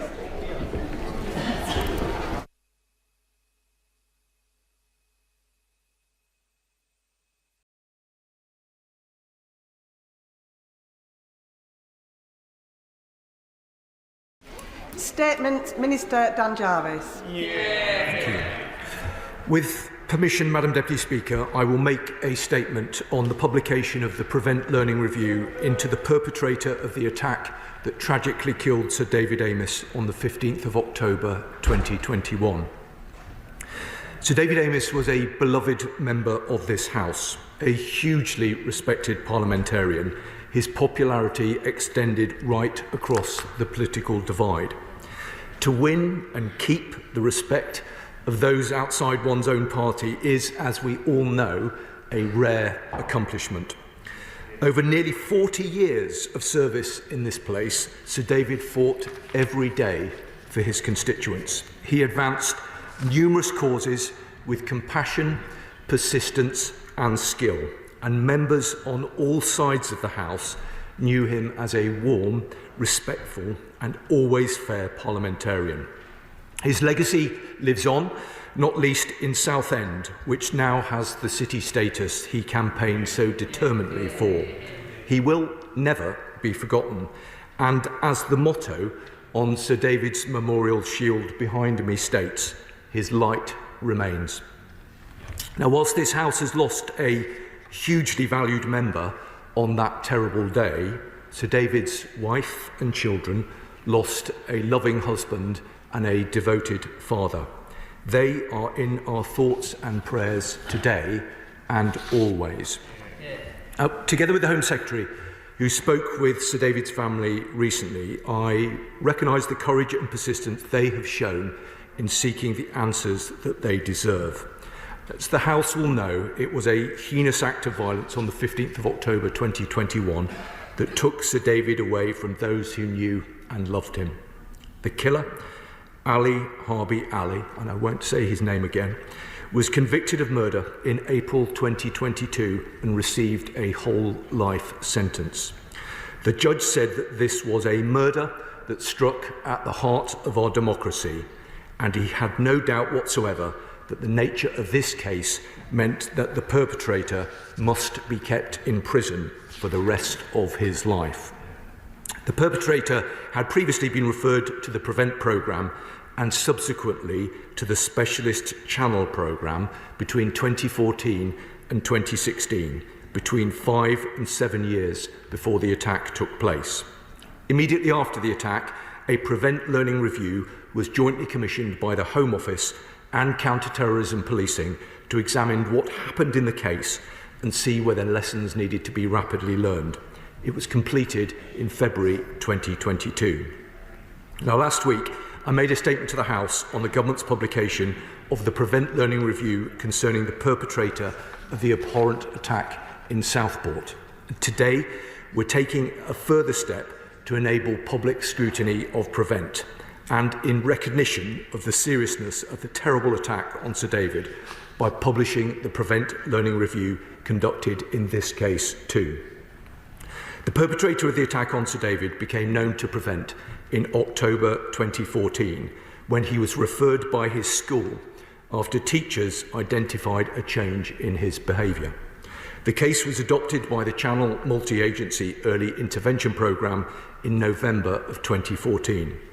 An intervention provider who specialised in tackling Islamist extremism was assigned to work with him.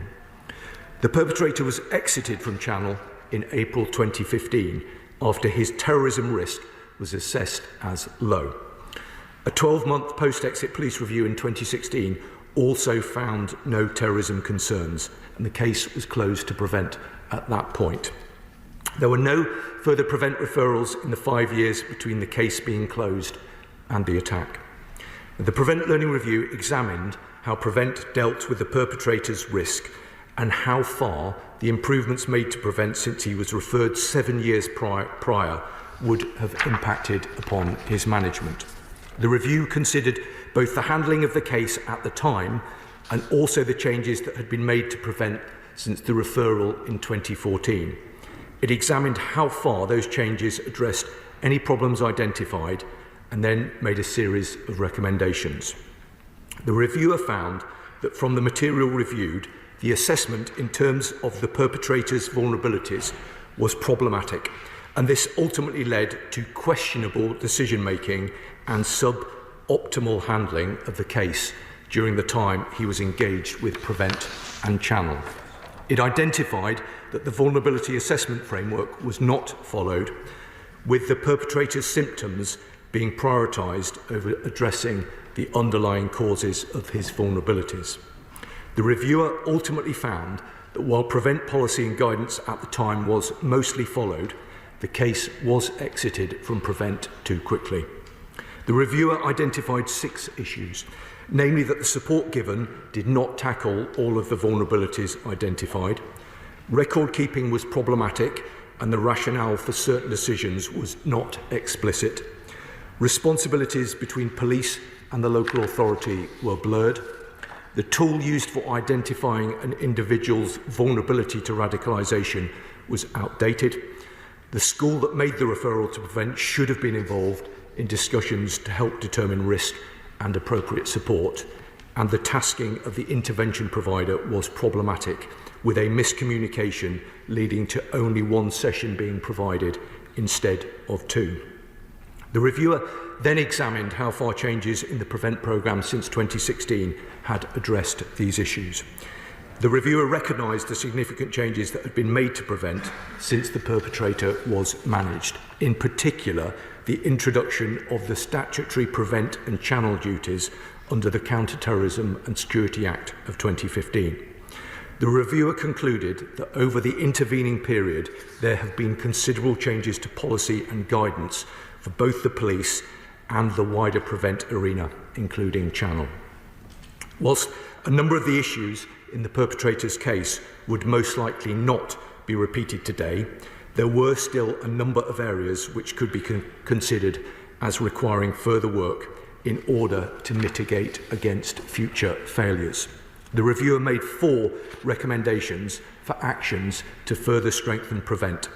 These were to improve the referral process, strengthen the initial intelligence assessment process, update the tool used to identify vulnerability to being drawn into terrorism, and to not reduce data retention periods. Since the report, the Home Office and Counter-Terrorism Policing have fully implemented all 4 recommendations. First, a single national referral form was launched to encourage a consistent approach to referrals, building this into new training packages and mandating its use via statutory guidance. Second, training has been delivered to police staff to strengthen the initial intelligence check stage, ensuring their understanding of PREVENT is robust. Third, a new PREVENT assessment framework was rolled out in September of 2024. This replaces the tools previously used to assess all referrals and cases in the PREVENT system. And fourth, data retention periods were fully reviewed in 2023, and a joint decision was taken by the Home Office and Counter-Terrorism Policing to maintain retention review periods at 6 years or 6 years after the 12-month review for channel cases. In addition to the publication of the PREVENT Learning Review, we recognise the significant concerns that remain over the way in which PREVENT dealt with the perpetrator, as well as the need to ensure that the recommendations it suggested for improving the scheme have been properly implemented. Last week, I set out to the House a series of new reforms instituted by the government to strengthen the PREVENT programme, recognising the vital work done by officers across the country to keep people safe. That included the creation of a new independent PREVENT Commissioner. And I can today inform the House that the Home Secretary has asked the PREVENT Commissioner to review the PREVENT programme's interactions with the perpetrator in this case and ensure the implementation of all relevant recommendations.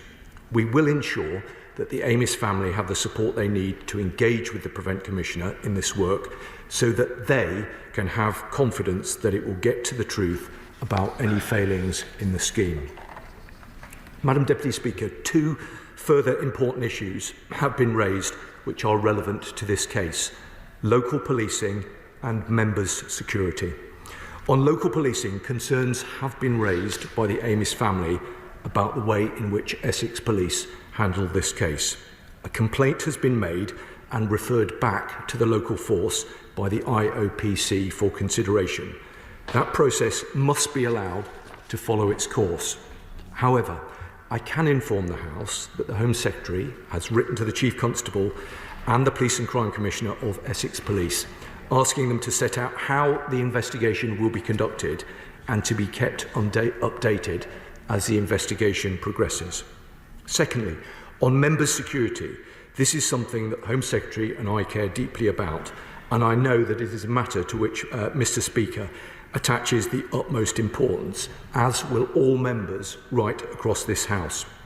A review of security measures for MPs commissioned under the previous government has concluded, and all the recommendations have been implemented. We must ensure that the learnings from this case have been properly implemented, and I want to take this opportunity to thank Mr. Speaker for his continued leadership on these matters. The Speaker's Conference is specifically considering what reforms are necessary to further improve MPs' security and safety. This is another important step. And the Leader of the House, the Home Secretary and myself look forward to working closely with the Speaker and with all members to ensure that the facts of the appalling murder of Sir David are properly considered as part of the Speaker's Conference work, and that the Parliamentary Security Department implements the recommendations it made following the review it conducted into the aftermath of Sir David's death. I'm also grateful to previous Home Secretaries and Security Ministers for their efforts in this area. Our democracy is precious, and this government will defend it against any and all threats, not least through the Defending Democracy Task Force, where we are mounting a whole-of-government response to combat these threats, including ensuring that elected representatives can perform their duties safely and without fear. Madam Deputy Speaker, to conclude, I want to pay tribute once more to Sir David. He was a giant of this House, and we miss him dearly. In all that he did, Sir David epitomised public service at its best. It is beyond a tragedy that we can no longer seek his advice or rely on his wisdom. We can, though, follow his example and devote ourselves every day to the task of building a better and safer Britain. That is our shared challenge, Madam Deputy Speaker, and under this government, nothing will matter more. I commend this statement to the House. I call Chris Philp, Shadow Minister. Thank you, Madam Deputy Speaker. And let me start by thanking the Security Minister for providing advance sight of his statement and advance sight of the Prevent Learning review into Sir David Amos's tragic murder, and for the courtesy and collegiality with which he's conducted our discussions on this topic in recent days. I'm grateful to the Security Minister for that. Let me now add my words to those of the Security Minister in remembering our colleague Sir David Amos. All of those who served with him in this House held him in great affection and in the highest regard. He was a colleague who was, I think, loved across the House, is remembered fondly across the House, and I think his particular form of charm, kindness and good humour is something everybody who ever met David will remember. And I know every day that I walk into this chamber and see his shield up there on the wall, opposite, of course, Joe Cox's, I remember David, and I remember the loss that we and everyone in his constituency, and of course, most of all, his family, have suffered. I spoke earlier today to Sir David's wife, Julia, and I'd like to pay tribute to her and her daughters for the courage and the fortitude that they have shown over these past few years in campaigning to get the answers that they have needed.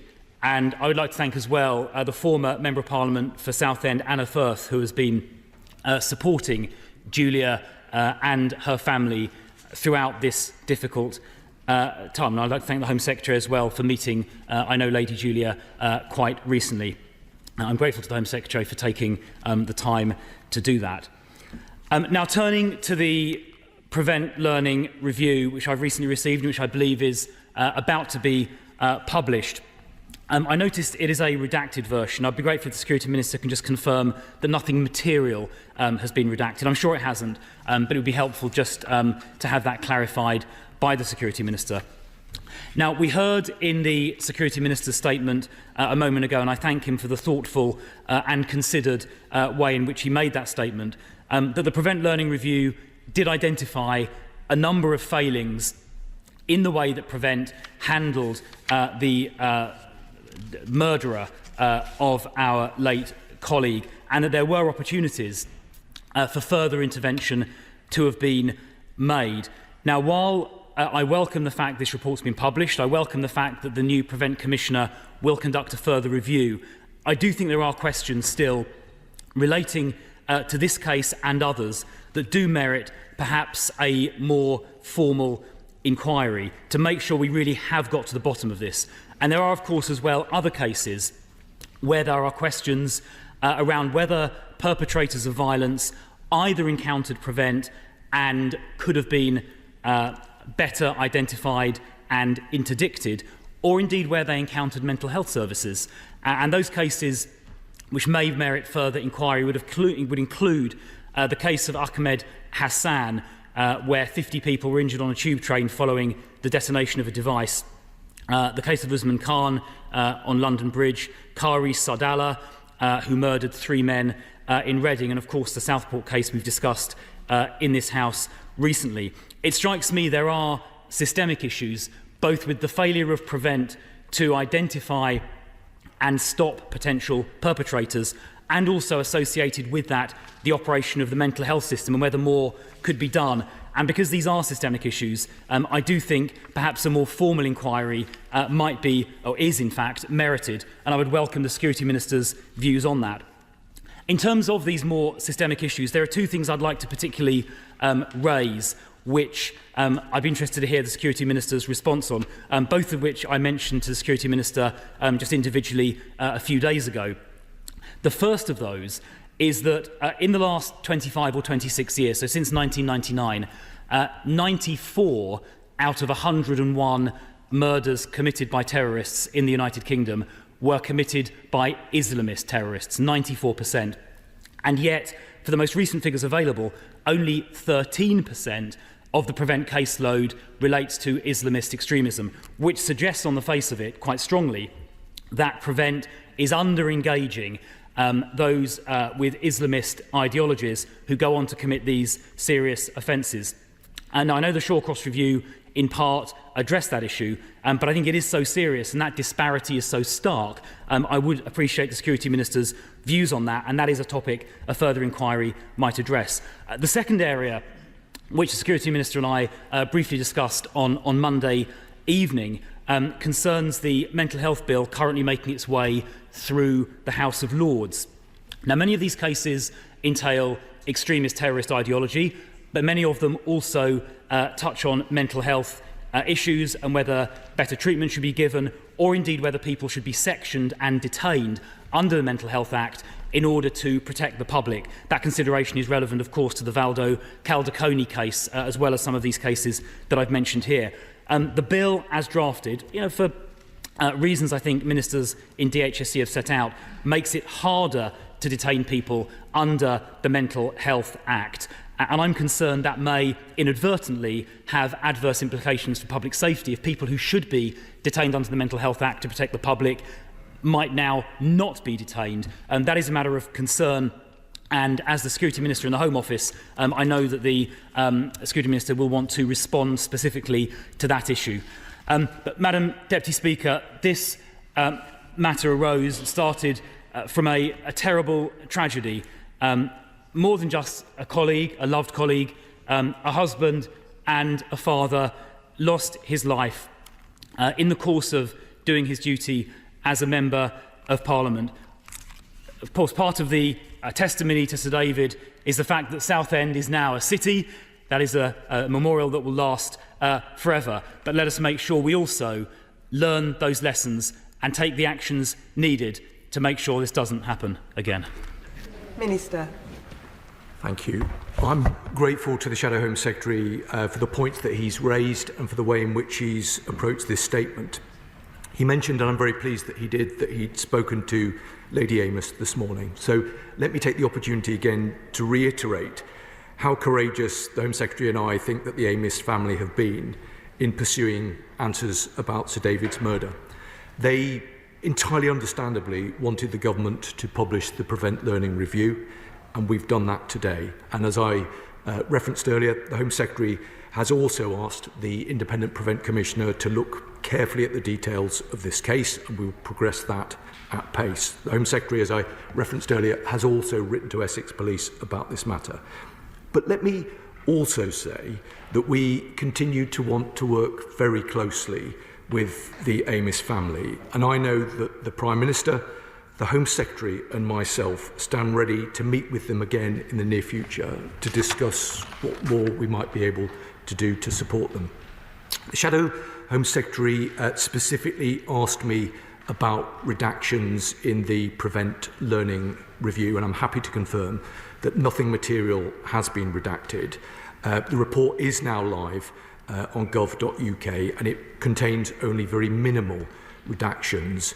These are to obscure the names of people that worked with the perpetrator, including teachers and police officers, and personal information about the perpetrator's family, and some national security sensitivities, but nothing material has been redacted. Can I say to the Shadow Home Secretary that I hope that there is much common cause here. And I hope also that he will acknowledge that there are a number of reforms with regard to the Prevent programme that we've referenced recently, including with regard to the point that he rightly made about mental health provision. And I'll say a bit more to him about that in just a moment. But let me respond to the particular point he made in relation to the threat from Islamist extremism and Prevent referrals. He's right. We should never forget the horrendous death toll caused by Islamist extremism over the last 20 years. It is the foremost threat that we face, and we must and will address it head on. I can say to him that the number of Islamist referrals into Prevent last year did increase by 17%, but this was from too low a base. Work is already underway to improve ideology training and build awareness of the ideologies that drive radicalisation. But we should be clear about the fact that the threat is evolving fast. The Director General of MI5 said in October that 75% of counter-terrorism work was Islamist extremism in nature, 25% extreme right-wing. 13% of those being investigated by MI5 were under the age of 18. And he flagged that MI5 were seeing a dizzying range of beliefs and ideologies. The Southport attack reflects how that particular threat is changing.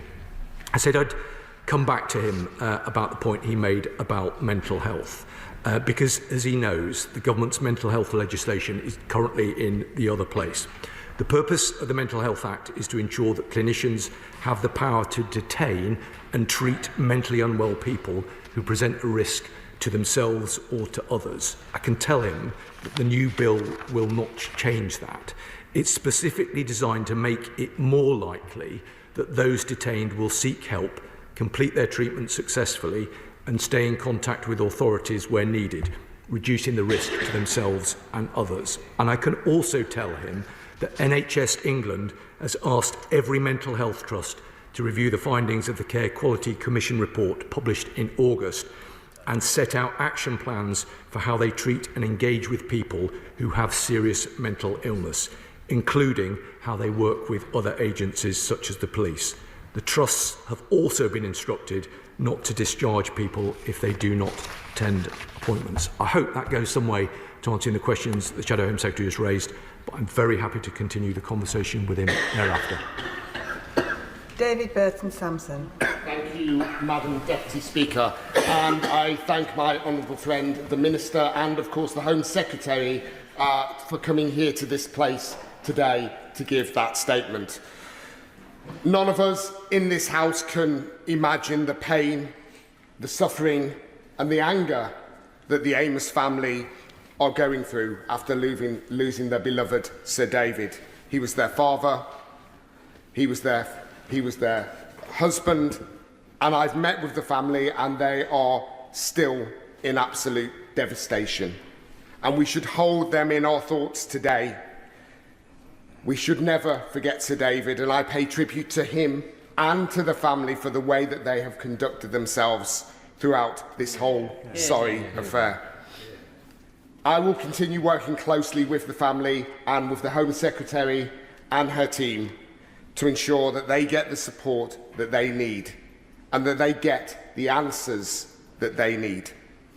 We'll never forget Sir David in Southend, and shortly we'll be putting some memory boards up on the Chalkwell Lifeguard Station reflecting Sir David's life and also our journey to becoming a city. And I thank Lady Julia and the local councillors for working closely with me on this project. I also welcome the news today that the Prevent Commissioner will be reviewing this particular case and will be reviewing the implementation of the recommendations in relation to this case. And I'm also glad to hear that the Home Secretary has written to Essex Police about the complaint that has been logged. And I thank her for her support in this matter. It's important that that matter is seen through so that once again the family get the answers that they deserve. So I ask the Minister and obviously the Home Secretary to give me the assurances that they will continue to work closely with me and most importantly the Amos family so that we can get them these answers and we can give them the comfort so that they can move on with their lives. They'll never forget, but we can help them to now move forward. Thank you. Minister. I'm very grateful to the honourable member, not least because this is, of course, an issue that will be of the most profound importance to his constituents. He's completely right that we must hold Sir David's family in our thoughts and in our hearts today. And he's also completely right that we should strive to ensure, and I know that we will, that we never forget Sir David. The honourable member standing very close to the point at which I remember Sir David used to stand.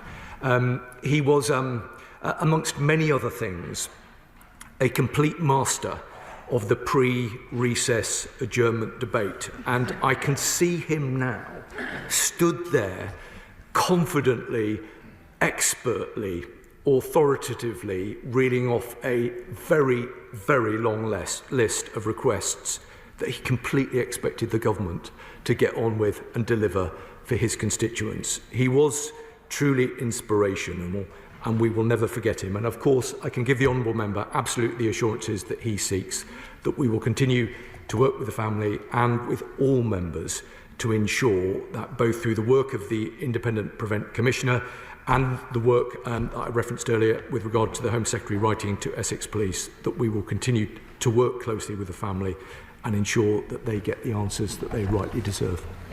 Liberal Democrat spokesperson Lisa Smart. Thank you very much, Madam Deputy Speaker, and I'm grateful, as I always am, to the Minister for advance sight of his statement. What happened to Sir David Amess was a terrible tragedy, and though I am new to this House, I have heard many stories of his kindness and his compassion, and I know he is sorely missed across these benches. We owe it to Sir David's grieving family and to the people of Southend to ensure that a tragedy like this can never happen again. And that means ensuring our counter-terrorism strategy is fit for purpose and able to work with communities to tackle the modern challenges our world is facing. The Liberal Democrats have long raised questions about whether Prevent is best placed to deliver this. And as we've learned over recent weeks, these failures are not happening in isolation. So it's right that the government has asked the Prevent Commissioner to look at this case. I would welcome further assurances that the Commissioner will have a wide-ranging remit to take a comprehensive look at Prevent, and I would again urge the Minister to put this role on a statutory footing.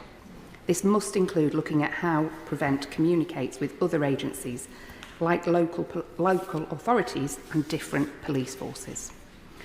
Local communities need to be at the centre of our counter-terrorism strategy, whether that means keeping them safe and ensuring they are effectively engaged. So will the Minister outline how communities will be consulted on any upcoming counter-extremism strategies? And as the Minister mentioned, this tragic case has also brought to light questions about MP safety. So could the Minister please provide some more details on how the Defending Democracy Task Force is progressing with its work, particularly in the area of helping to keep members and their families safe? It's my hope that we can continue to work across this House to deliver the effective counter-terrorism strategy our country deserves. We owe it to the Amess family to make this a reality.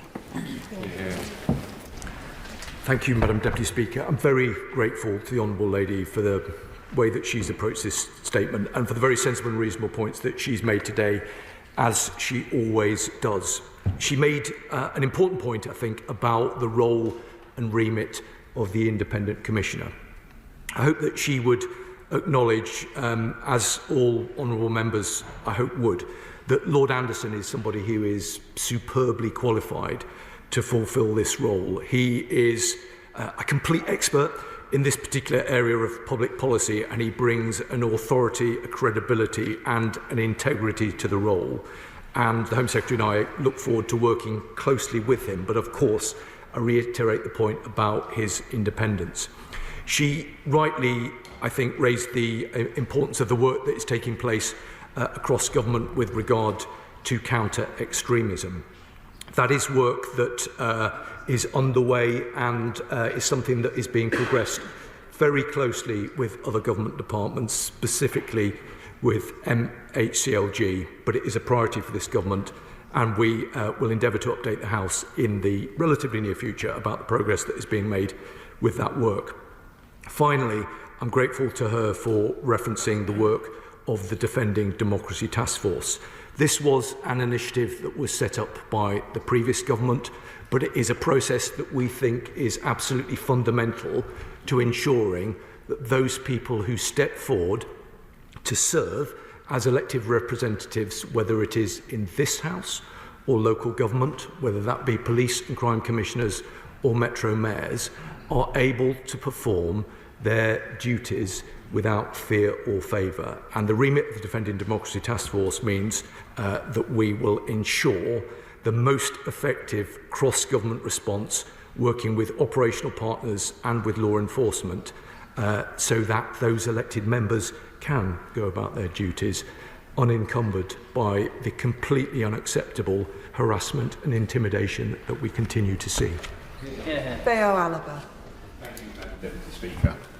Sir David Amess was a hugely respected parliamentarian with massive popularity across both parties and within his wider community.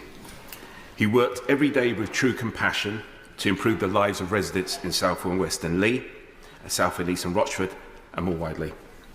This legacy, myself and my constituency neighbour bring with us as we continue the hard work of representing our communities. I am pleased the Prevent Learning Review published today has looked into Sir David Amess's attack.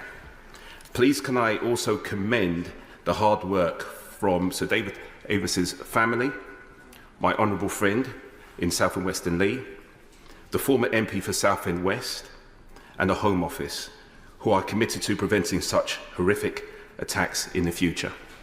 We must do everything in our power to prevent anything so tragic ever happening again. My thoughts and prayers will always be with his friends and family. Thank you. Minister. Thank you, Madam Deputy Speaker. Well, I'm very grateful to him for the words that he's spoken, and I want to reiterate the words that he made and that the Shadow Home Secretary made earlier with regard to Anna Firth. We're grateful to the support that she has provided and the contribution that she continues to make. With the indulgence of you, Madam Deputy Speaker, I think the Honourable Member has just provided me with an opportunity to offer one further personal recollection of Sir David. He responded to my maiden speech in 2011. I made the speech from over there. He responded to what I think by any metric was a pretty average maiden speech, but the warmth of his response was something that has stayed with me forever. And from that point onwards, every time we saw each other, we would always reminisce about how overly generous he had been following my maiden speech. But for that, and for many other reasons beside, I'll always be incredibly grateful to David Amess. Mark Francois. Thank you, Madam Deputy Speaker. I thank the Minister for his generous tribute to Sir David. Yes, Southend is now a city, so we comfort ourselves that on that at least he won in the end. We all miss him, not least myself. I welcome what the Minister has said about an inquiry into whether Essex Police could have done more to protect him. I welcome the Speaker's conference about MP security, Mom. I have great regard for the Minister, he knows this.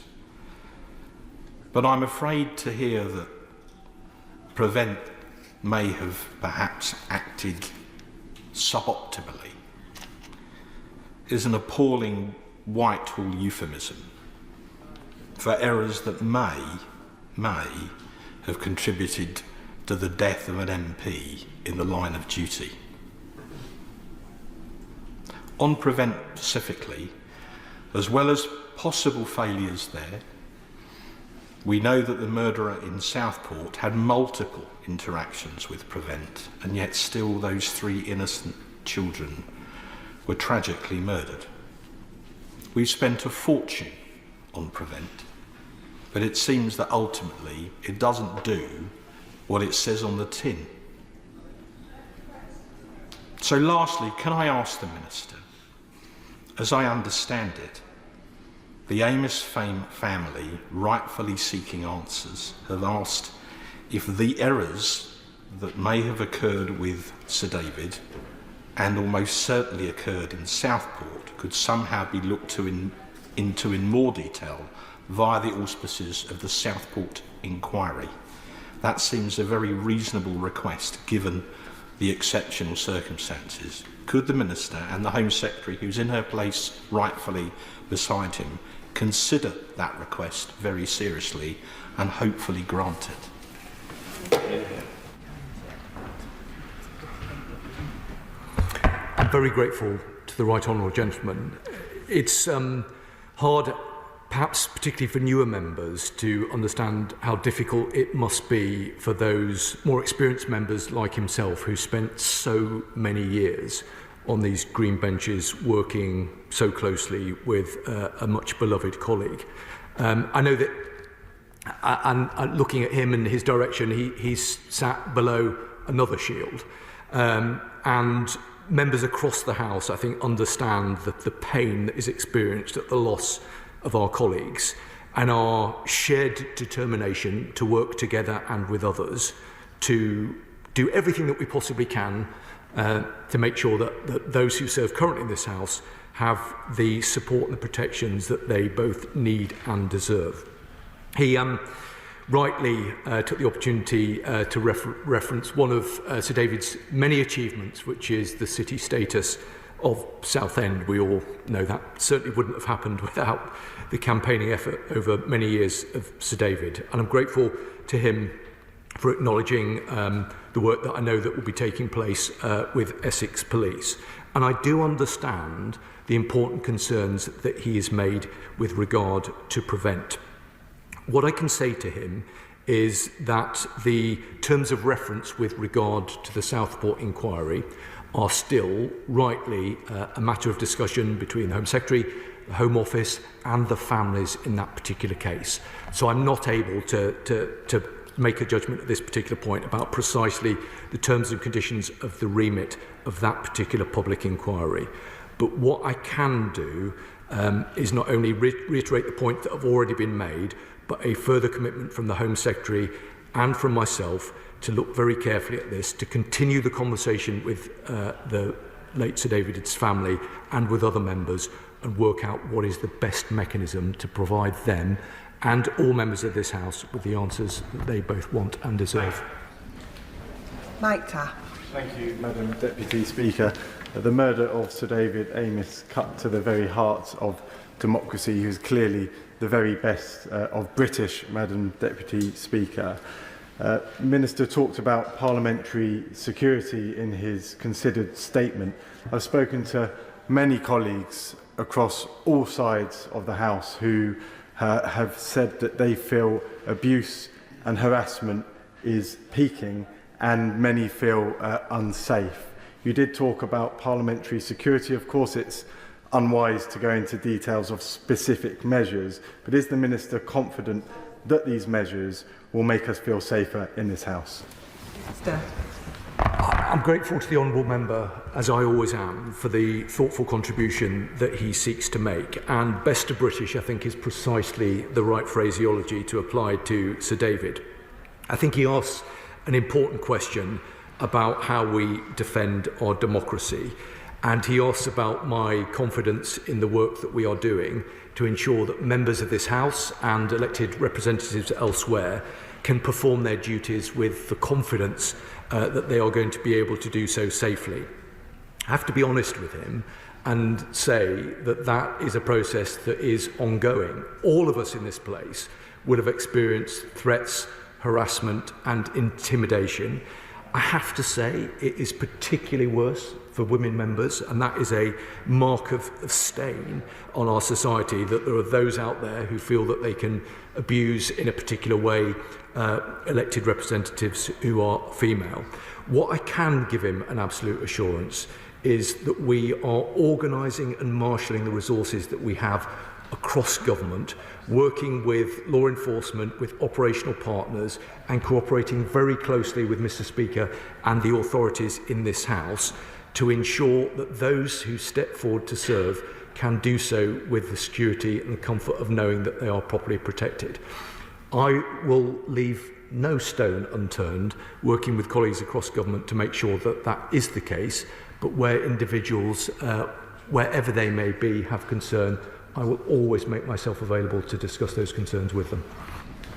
Nick Timothy. Thank you, Madam Deputy Speaker.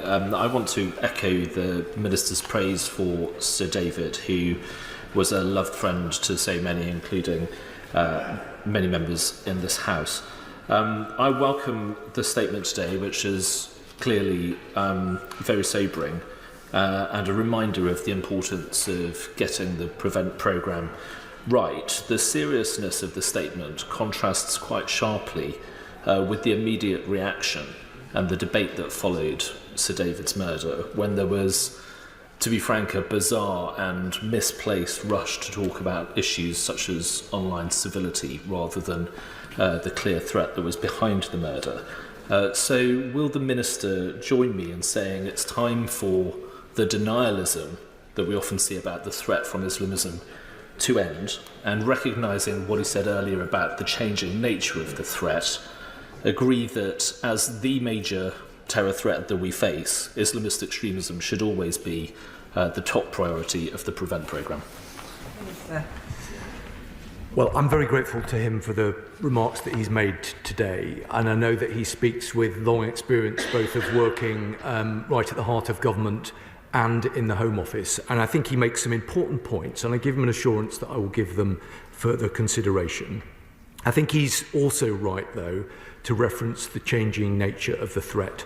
Of course, Islamist extremism presents the biggest single challenge that we face as a country. That was made very clear when the Director General of MI5 delivered his annual threat lecture back in October. And he will have heard the comments that I made in response to the point that was made by the Shadow Home Secretary earlier about the number of referrals, and we are looking very closely at those.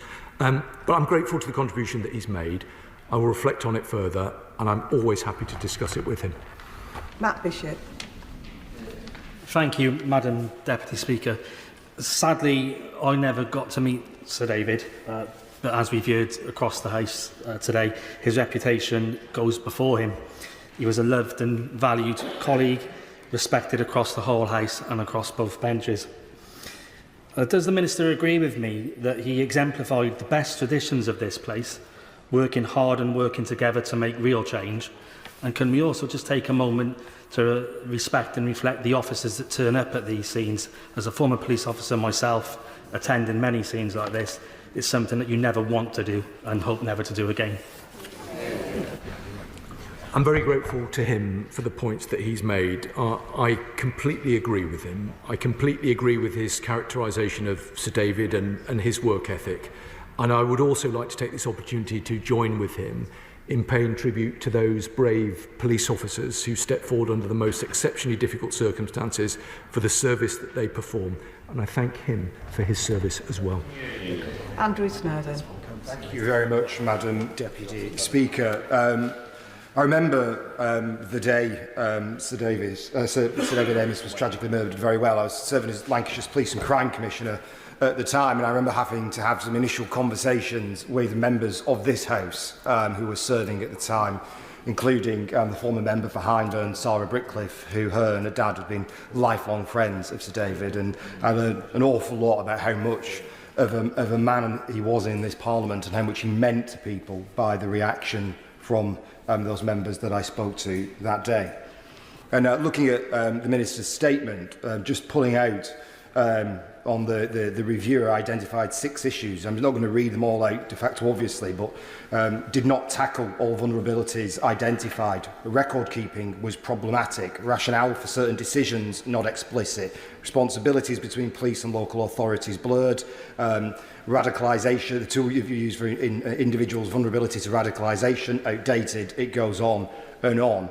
These kind of words and phrases could be taken out of the statement that were made about the tragic incident in Southport. As a fellow North West MP, something incredibly important to us as well. But it could also be taken, there could be words and phrases taken out of many inquiries, many reviews, many statements over many years on cases that are similar to this. And following on from the Shadow Home Secretary's point about that differential between the number of murders that involve terrorism that have Islamist terrorism at the heart being over 90%, but only 13% of the casework being linked to Islamist ideologies is also quite stark. So for me, there are things in this that are around process, quality of following process, quality of work, the interlinking between different public services, but also about culture and about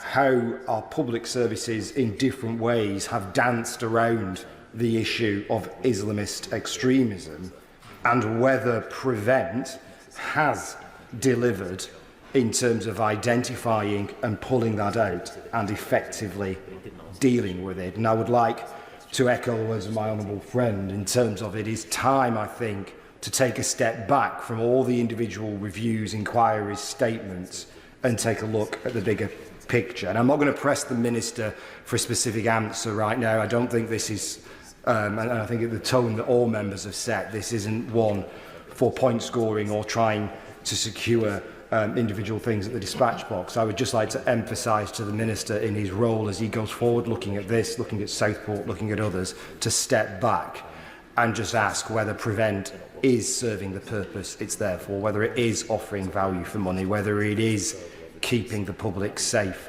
from terrorism, and whether it's time to take a broader, more strategic look rather than a case-by-case look. I'm grateful to the honourable member. As a former police and crime commissioner, he brings a weight of experience which I know the House is hugely appreciative of. He's right. The Learning Review identifies a number of points that cannot just sit on a shelf. They have to be actioned, and we have to ensure that the processes that are in place are as effective as that they possibly can be. I agree with the point that he made about the disparity between the figures that he referenced in terms of the number of Islamist attacks and the number of Prevent referrals. I mean, I can repeat the point that I made earlier about the fact that there has been a 17% increase in those specific referrals in the year ending the 31st of March 2024. But I agree with his analysis, and I think he makes some important points.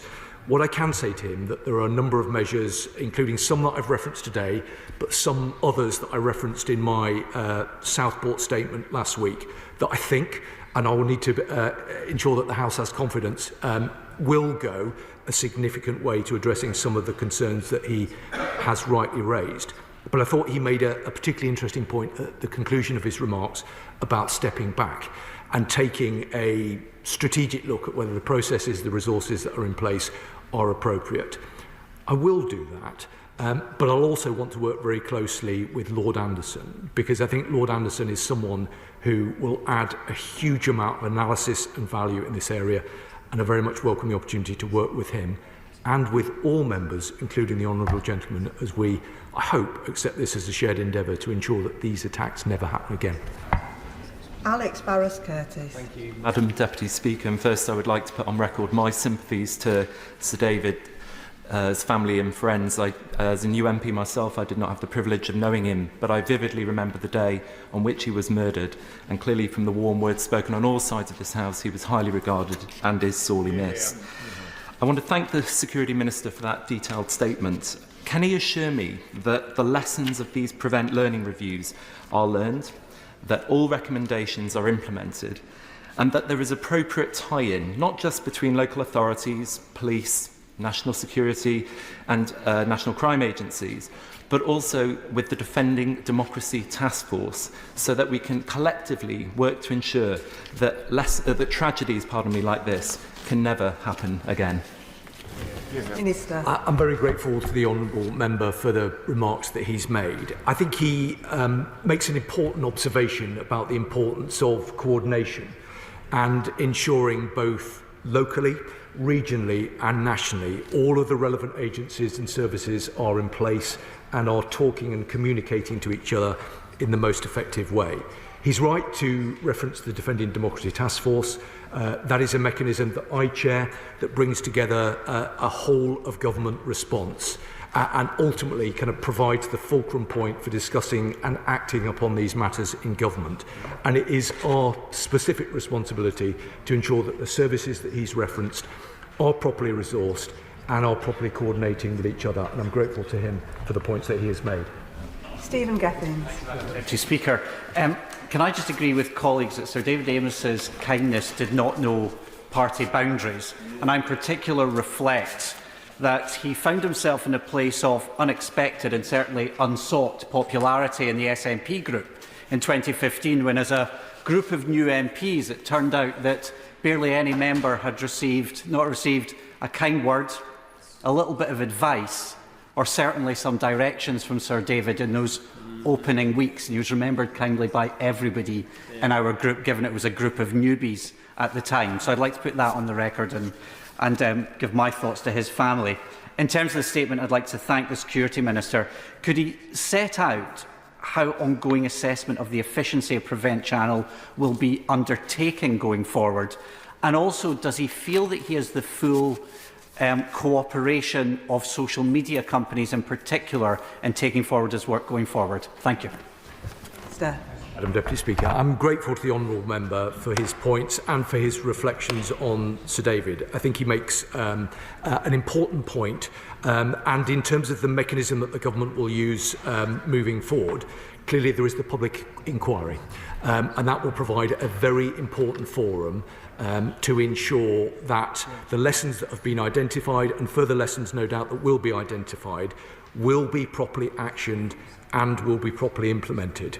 In advance of that, as I think he will be aware, we've also commissioned Lord Anderson to look at these matters. I think he will acknowledge, as other members will, that Lord Anderson is precisely the right person, independent of government, with previous experience as an independent reviewer of terrorism legislation, as a recognised legal mind with credibility and authority in this field, and a member of the other place. And we want to work collaboratively with him to ensure that we can satisfy ourselves and therefore members across this House and people right around the country that the mechanisms are in place are fit for purpose. That is a very significant priority for the government, and I can give him an assurance that we will not rest until the processes that are in place are fit for purpose. Luke Meyer. Deputy Speaker, and I associate myself with the comments from both sides of the House about Sir David Amess. One of the challenges with addressing Islamist extremism is the proliferation of hate preachers around the world, both online and in person. And I'm very concerned about the prospect of the preacher Mohammed Hoblos visiting Middlesbrough later this month. I wonder if the Minister can set out the steps he will be taking with regards to this specific case, and also the broader actions he will be taking to address hate preachers around the world. Minister.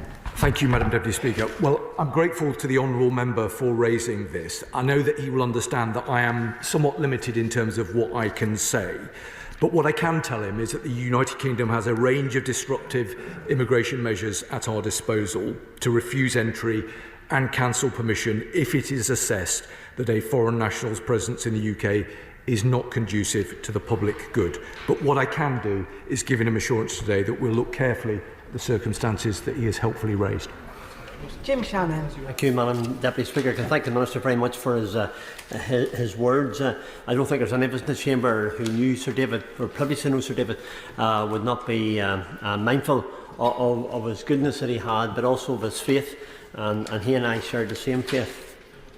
As a nation blighted by terrorism and action by evil people who believe that they have the right to take life, it is clear that these powers to address the people must be accessible by intelligence services, and funding to suit must follow appropriately. The accident resulted in the death of Sir David Amess. Indeed, those three precious little girls were shocking, and it was clear that there was not enough support for the Prevent programme, and indeed it failed, and we all acknowledge that. We're not saying that in an objectional way, we're saying it in a factual way, evidential way, and that's the point we want to make. I'm hoping that things will change, and I think that's what we're all looking for, so that our UK citizens are safe from known suspects. How can government ensure that public officials and staff who we have as MPs have a responsibility to look after as well are safe in our places of business, ever remembering, Madam Deputy Speaker, that we must be accessible, and we will be accessible to our constituents who elected us to this place. Thank you so much. Minister. Thank you, Madam Deputy Speaker. Well, I'm very grateful to him, as I always am. Both he and Sir David were and are true champions of this place, and I know the House is grateful to him for the important and constructive contributions that he always makes, and his interest and experience of terrorism is well known and long-standing. I think he makes a very important point about accessibility, because all of us, as constituency MPs rightly will want to get out and meet with our constituents and make sure that they feel as if we are accessible to them. So there is, on occasion, a balance to be struck in terms of ensuring that we are able to perform our functions and duty at a local level without fear or favour, whilst at the same time ensuring that activity that we take place locally and nationally is as safe and secure as it possibly can be. I can give him an absolute assurance that these are matters that we attach the most profound importance to. We're working very closely with Mr. Speaker and the work that he's doing on the Speakers' Conference, and I can give him an assurance of the priority that we attach to this important work. Chris Murray. Thank you, Madam Deputy Speaker. As a new member, I sadly never knew Sir David Amess, but from what people have said about his dedication to his constituents and his good humour across the House, I think he's a model for all new members to follow. At the Home Affairs Committee last week, we heard from the Permanent Secretary about how Prevent is changing and how the terror threat is changing. And as we can see from the learning review, there are clearly gaps and lessons that still need to be learned. That requires independent scrutiny and independent oversight. So can the Minister tell us a bit about how the new Prevent Commissioner will be able to provide the scrutiny that we need? I'm very grateful to him, and I completely agree with his characterisation of Sir David as being a model for all members. He's absolutely right about that. I think he raises a very important point, and I completely agree with his assessment of the learning review. It did identify a number of gaps, and those are gaps that will have to be closed. I think, and he will understand what I mean by this, I need to be careful not to seek to provide too much direction and guidance to the independent Prevent Commissioner, not least because, knowing Lord Anderson, I don't think he would take too kindly to that. What I am completely confident in is that Lord Anderson has all of the requisite skills and experience and credibility to provide this function. He's an outstanding appointment. The Home Secretary and I look forward to working very closely with him. But further to the work that he will be seeking to do, I can also give him and the House an assurance that, as I've said previously, we will leave no stone unturned to make sure that we do what needs to be done to ensure that Prevent is fit for purpose, provides the confidence that people rightly will want. And the final question on the statement, Amanda Martin. Thank you, Madam Deputy Speaker. And as we have heard today and previously in this place from so many of the honourable members across both sides of the benches, Sir David was a loved and valued colleague, not just an MP, but a man with family and friends, whom sadly I did not have the privilege of working with in this place. Madam Deputy Speaker, we know that Sir David's killer exited the Prevent scheme many years before the attack took place.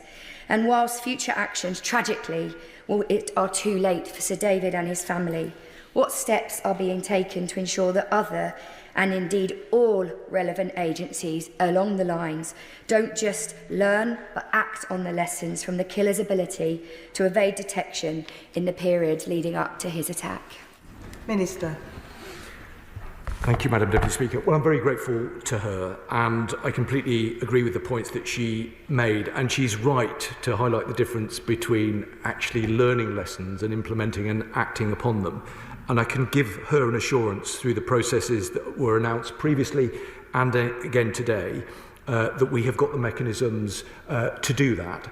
That said, and as I referenced earlier, we will continue to have conversations with the Amess family and with others to look at where there are areas where we might want to do more, and I'm wanting to have those conversations sooner rather than later.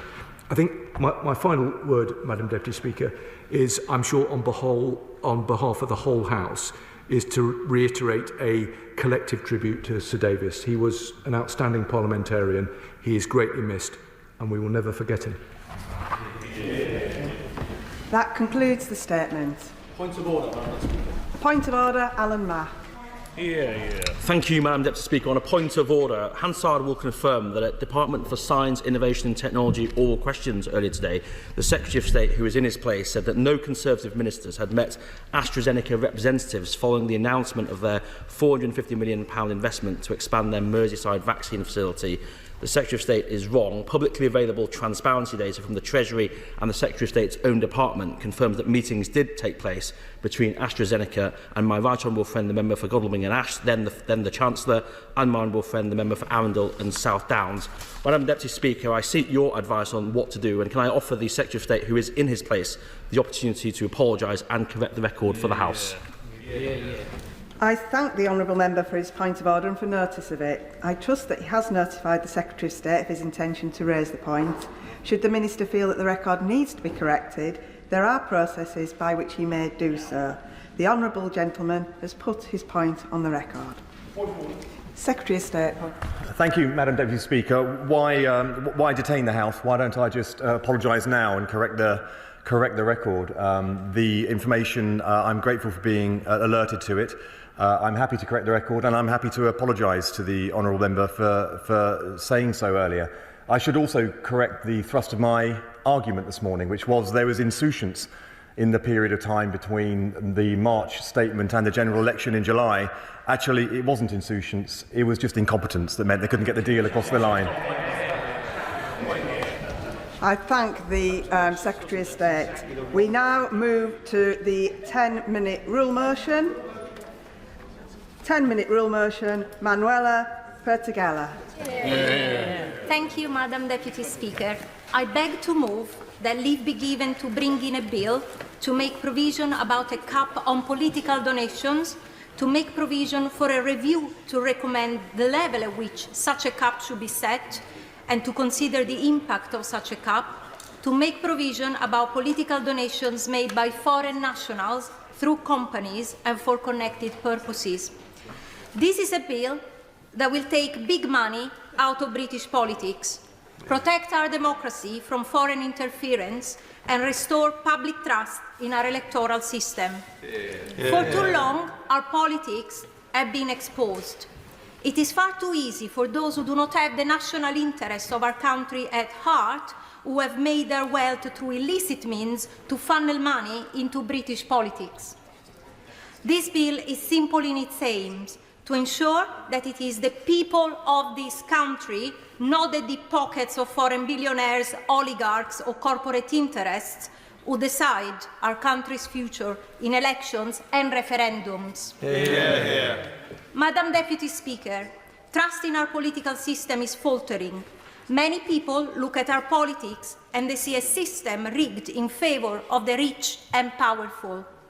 A recent poll by YouGov found that over 2/3 of the British public supports a limit on political donations. Not-for-profit organisations such as Unlock Democracy, Spotlight on Corruption and Fair Vote recommend swift action to tighten electoral finance legislation or else risk democratic backsliding. The message is clear. People want change. We want big money kicked out of politics. Yet, under our current system, there is no limit on what a single individual or business can donate.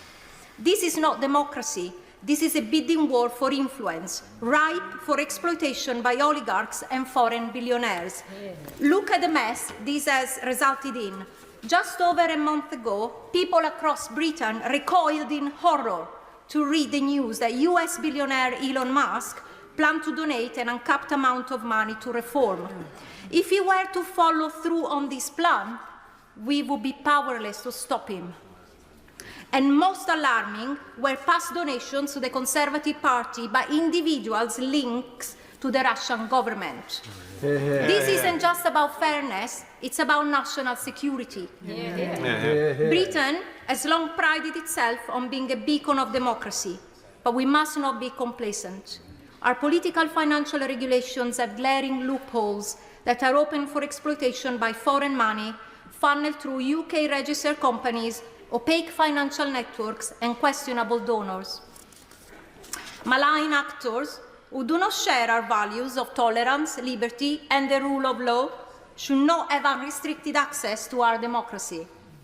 We know that hostile states seek to undermine democracies all the time. We have seen it in cyber attacks and disinformation campaigns. Yet, our political finance laws remain riddled with loopholes that allow foreign and dark money to shape British politics. This bill seeks to close those gaps, ensuring that our elections and referendums belong to the voters, not foreign interests. Madam Deputy Speaker, this bill seeks to deliver two fair, necessary and overdue changes. First, it will introduce a fair cap on political donations as determined by a review. Second, it will close British politics to the influence of foreign money by preventing foreign donors from funding our politics.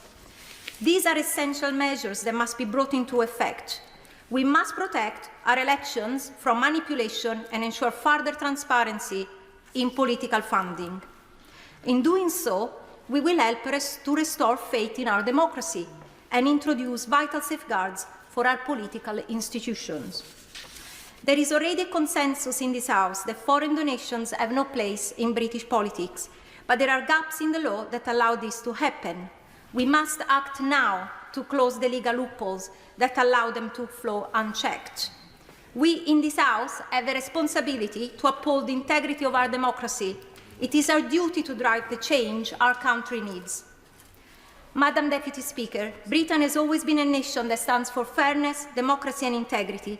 It is time we take a firm stand against undue influence in our politics and ensure that our democracy serves the people.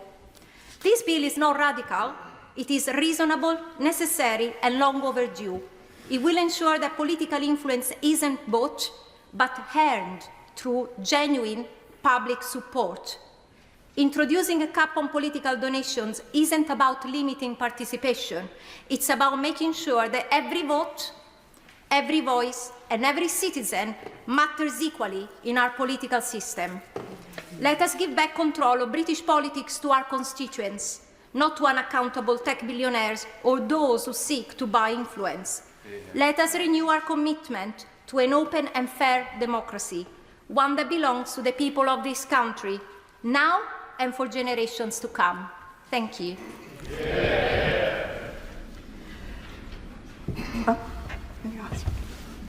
The question is that the Honourable Member have leave to bring in the bill. As many as are of that opinion say aye.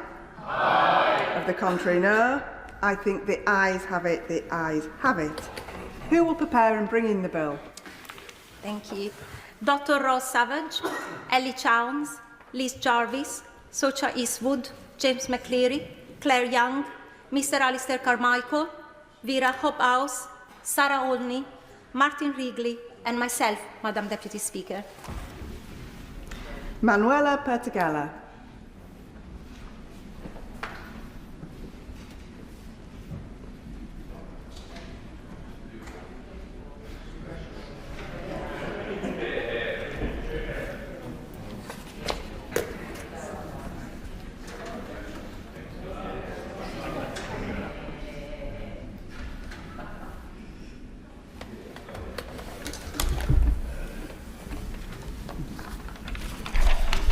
Political Donations Bill. Second reading what day? 16th of May. The 16th of May. The Clerk will now proceed to read the orders of the day. Data Use and Access Bill, Lords, second reading. Now. Minister to move second reading. Secretary of State Peter Kyle. Thank you, Madam Deputy Speaker. The government is using technology to grow the economy and create new jobs. To empower citizens and deliver a smaller, smarter state. But without data, none of that is possible. Successive governments have failed to set out the extraordinary opportunity that data presents. Our citizens have counted the cost in slower growth, fewer jobs, and flatlining productivity. In communities that feel less safe because police officers are spending more time filling in forms and less time out there on the streets where we need them. Or hospitals where patients are left waiting longer for the care that they so desperately need. And when they are queuing up to register for the death of a loved one or struggling to rent new homes with decades-old documents just to prove their identity. An outdated approach to data is holding Britain's economy back. This bill will take the brakes off, unleashing a new era of wealth and opportunity for all. The smart data measures in this bill... I will give way to the honourable gentleman. Grateful to the Secretary of State. He says that successive governments failed to act, but isn't it the case that this bill is almost an identical one to the one which the last Conservative government introduced and which very nearly made it onto the statute book? I'm very grateful for the honourable gentleman for pointing that out. Indeed, a lot of this bill is the one that his government introduced. It is also the one that they called a general election that called it in its halted it in its tracks. It's also the bill that we offered to get it through in wash-up should the opportunity be presented by the government, which was turned down by the government. So we are here today discussing a bill which his government could well have got through. Of course, they had 14 years before that period to get it through as well. So I'm grateful for him to point that out, and I'm very grateful no doubt for him supporting a bill for which he claims so much credit for. The smart data measures in the bill could make switching energy suppliers as quick and easy as switching your bank account. Consumers will be able to compare utility prices and find better deals to put their money into their pockets. Businesses will be forced to innovate and improve their services too. Fast-growing firms will also benefit from the digital verification services that this bill enables. Today, people spend months waiting to get paperwork sorted for a new job. By helping people prove who they are without physical documents, we'll cut the time it takes to get on the payroll and give businesses the freedom to get on with growth. One of the biggest barriers to growth are the appalling state of Britain's crumbling infrastructure.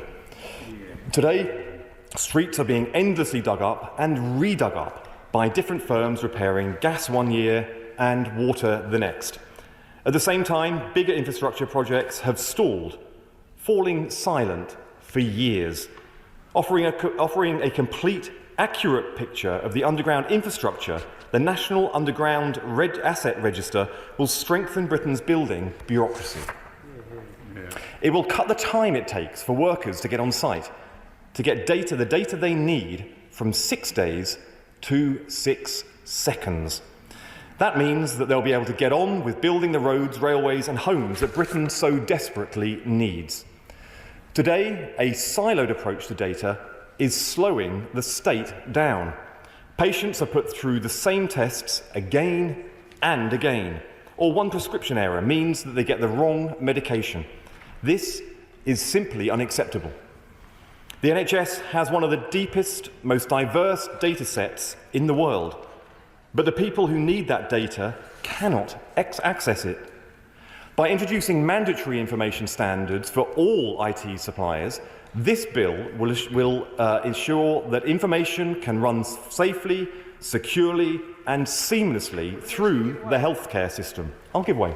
I thank the Minister for giving way. I wondered if he could outline what benefits this bill will have to my constituency in Harlow. I'm thinking particularly of those residents who do have multiple prescriptions and struggle to get the data that they need so quickly to their fingertips. Very grateful for his intervention, and of course he's there championing his constituents, and I'm pleased to inform him that just as the section of the speech that I'm turning to now, the bill will deliver much more streamlined access to the healthcare system throughout, whether it's primary care right the way through to hospitals, where information should flow freely. And because of this bill, not just the incentives being put in place, but the actual requirements too. And of course, when they're travelling to their GP or they're travelling to their hospital, they can count on far less interruptions on the pavements and in the streets, taking them there simply because of the underground asset register, which will make sure that there's far less disruption in the streets on the way as well. And that's just two examples of how this bill introduced by this government will benefit his constituents. It will make it easier to introduce transformative new technologies like AI. It will reduce duplication and error, save our doctors and nurses time so they can focus on the patients who need them the most. The same goes for police officers keeping our country safe. The measures proposed in this bill will save them 1.5 million hours every single year.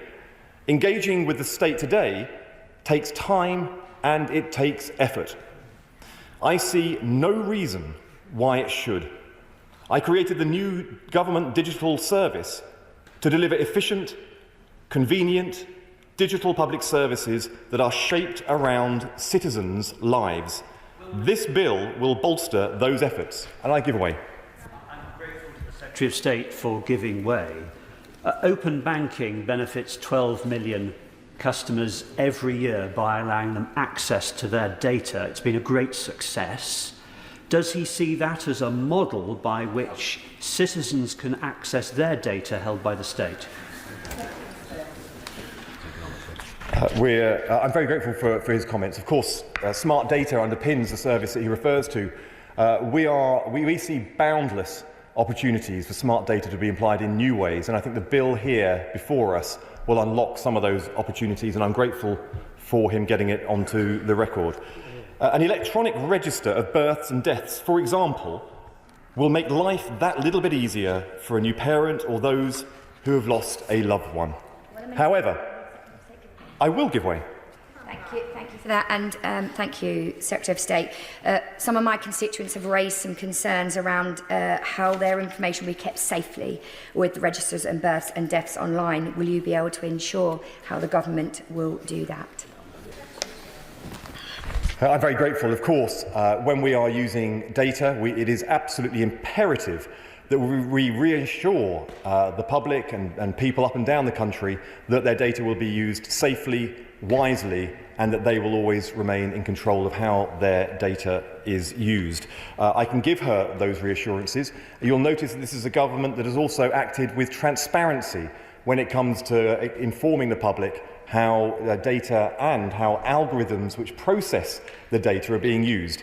This government is releasing, and just last week I released more algorithms so they could be undertaken by public scrutiny into the algorithm playbook for which we have released, and you will see increasingly government department to government department more of those algorithms being made available as our resources allows. Just one example of how we are using transparency to earn the trust this public deserve. But just to point out, in the previous year before the general election, just one government department in the previous department released an algorithm for public scrutiny. I give way. I'm extremely grateful for giving way. There is a great deal in this bill that will cause us all to support, but there are also some difficult concepts lurking within it, as I know he will recognise. He's talking about transparency when it comes to data. One of the issues of concern is around precisely what we mean by scientific research on which data may be employed, and precisely what we mean by the public interest which requires to be served by that scientific research. Can I simply ask him this? We won't do this at second reading, but can I ask him to commit to a proper examination of those concepts as we move forward with this bill, so that we all understand what we mean and the public can get the reassurance that he's describing? I'm very grateful for the Right Honourable Gentleman's informed intervention. I can assure him that we take this issue very seriously. I can also assure him that when it comes to committee stage, these are one of the issues that we will go into in considerable depth, and I'm sure that his whips are hearing of his interest for getting onto the Bill Committee. Because of his interest in such matters, he's clearly volunteering to put the hard yards in to making sure that we get it right on behalf of the House. However, none of the issues that I've outlined will succeed without trust. People won't use technology unless they are confident that it is being used safely. But we often lack the rigorous evidence that we need to take decisions about the safety and of our rapidly changing online world. The provisions in this bill will allow researchers to access data held by platforms, enabling them to conduct robust, independent research into online safety. I am grateful to peers for their dedication to rigorously scrutinising these measures. We have listened closely. In response, we have made some important changes to this legislation. First, we have brought forward measures to strengthen data protection for children. Information society service providers likely to be accessed by children will now have clear legal duties to consider how best to proceed and to protect and support children when designing their data processing activities. Second, we have added a provision to help charities use email to engage with people who have previously supported their charitable purposes. Third, we have committed to making it easier for people to navigate data protection measures in a world transformed by technology. In two rapidly growing sectors, automated decision-making and EdTech, we will ask the ICO to publish codes of practice which give people the knowledge and the confidence they need to legally use personal data. Of course I will. I thank the Secretary for giving way. He'll be aware that Clause 80 of the bill removes the existing right of individuals not to be subjected to solely automated decision-making processes unless it involves a category of special data. But in practice, this might mean that journalists can have their data processed in an ADM, which poses significant risks to their sources. What reassurance can the Secretary give that as this bill passes through the House, these concerns will be explored and assessed? I'm very grateful. Of course, the bill improves the automated decision-making process, but there will be individual attributes and sectors that will be impacted by this. And of course, we will take that into consideration during the committee stage. That particular issue, I'm sure, will be raised there, and I'm grateful for her getting it on a record during second reading. Peers also added in several measures during the bill's report stage. First, Baroness Owen ran an admiral campaign to outlaw the creation of intimate images and deepfakes. This horrific form of online abuse has a devastating impact on its victims. The government will work with Baroness Owen to ensure that the drafting of intimate image abuse measures at the committee stage protects women and girls and keeps them safe.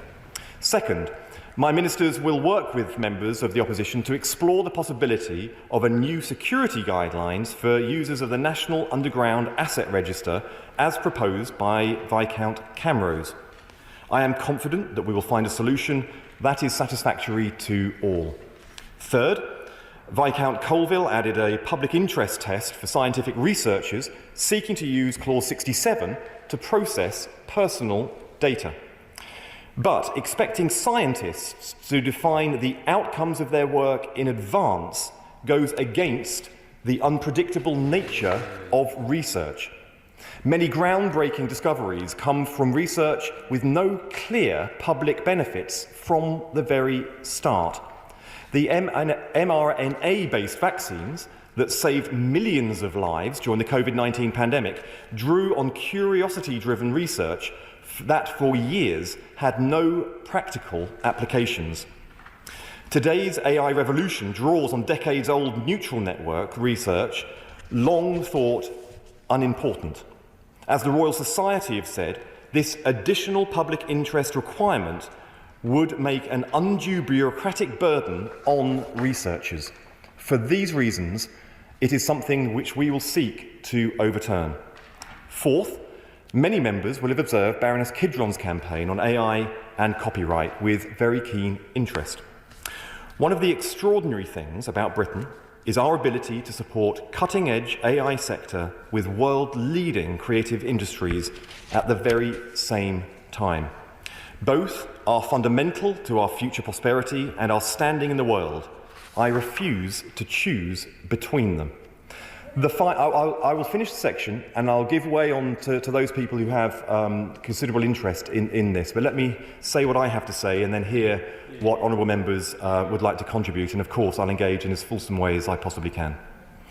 The final framework must reward human creativity and incentivise innovation and promote the certainty required for long-term growth in both sectors. But the importance and the complexity of this issue means that it should be considered through the live consultation. And as I've said in that consultation, legislation is ultimately likely to be needed. Of course I'll give way, and then... Of course the creative industries are very excited about the inclusion of which are new clauses 135 to 139, and they see this very much as their guarantee and their protection against the ravages of generative artificial intelligence. They're in the bill.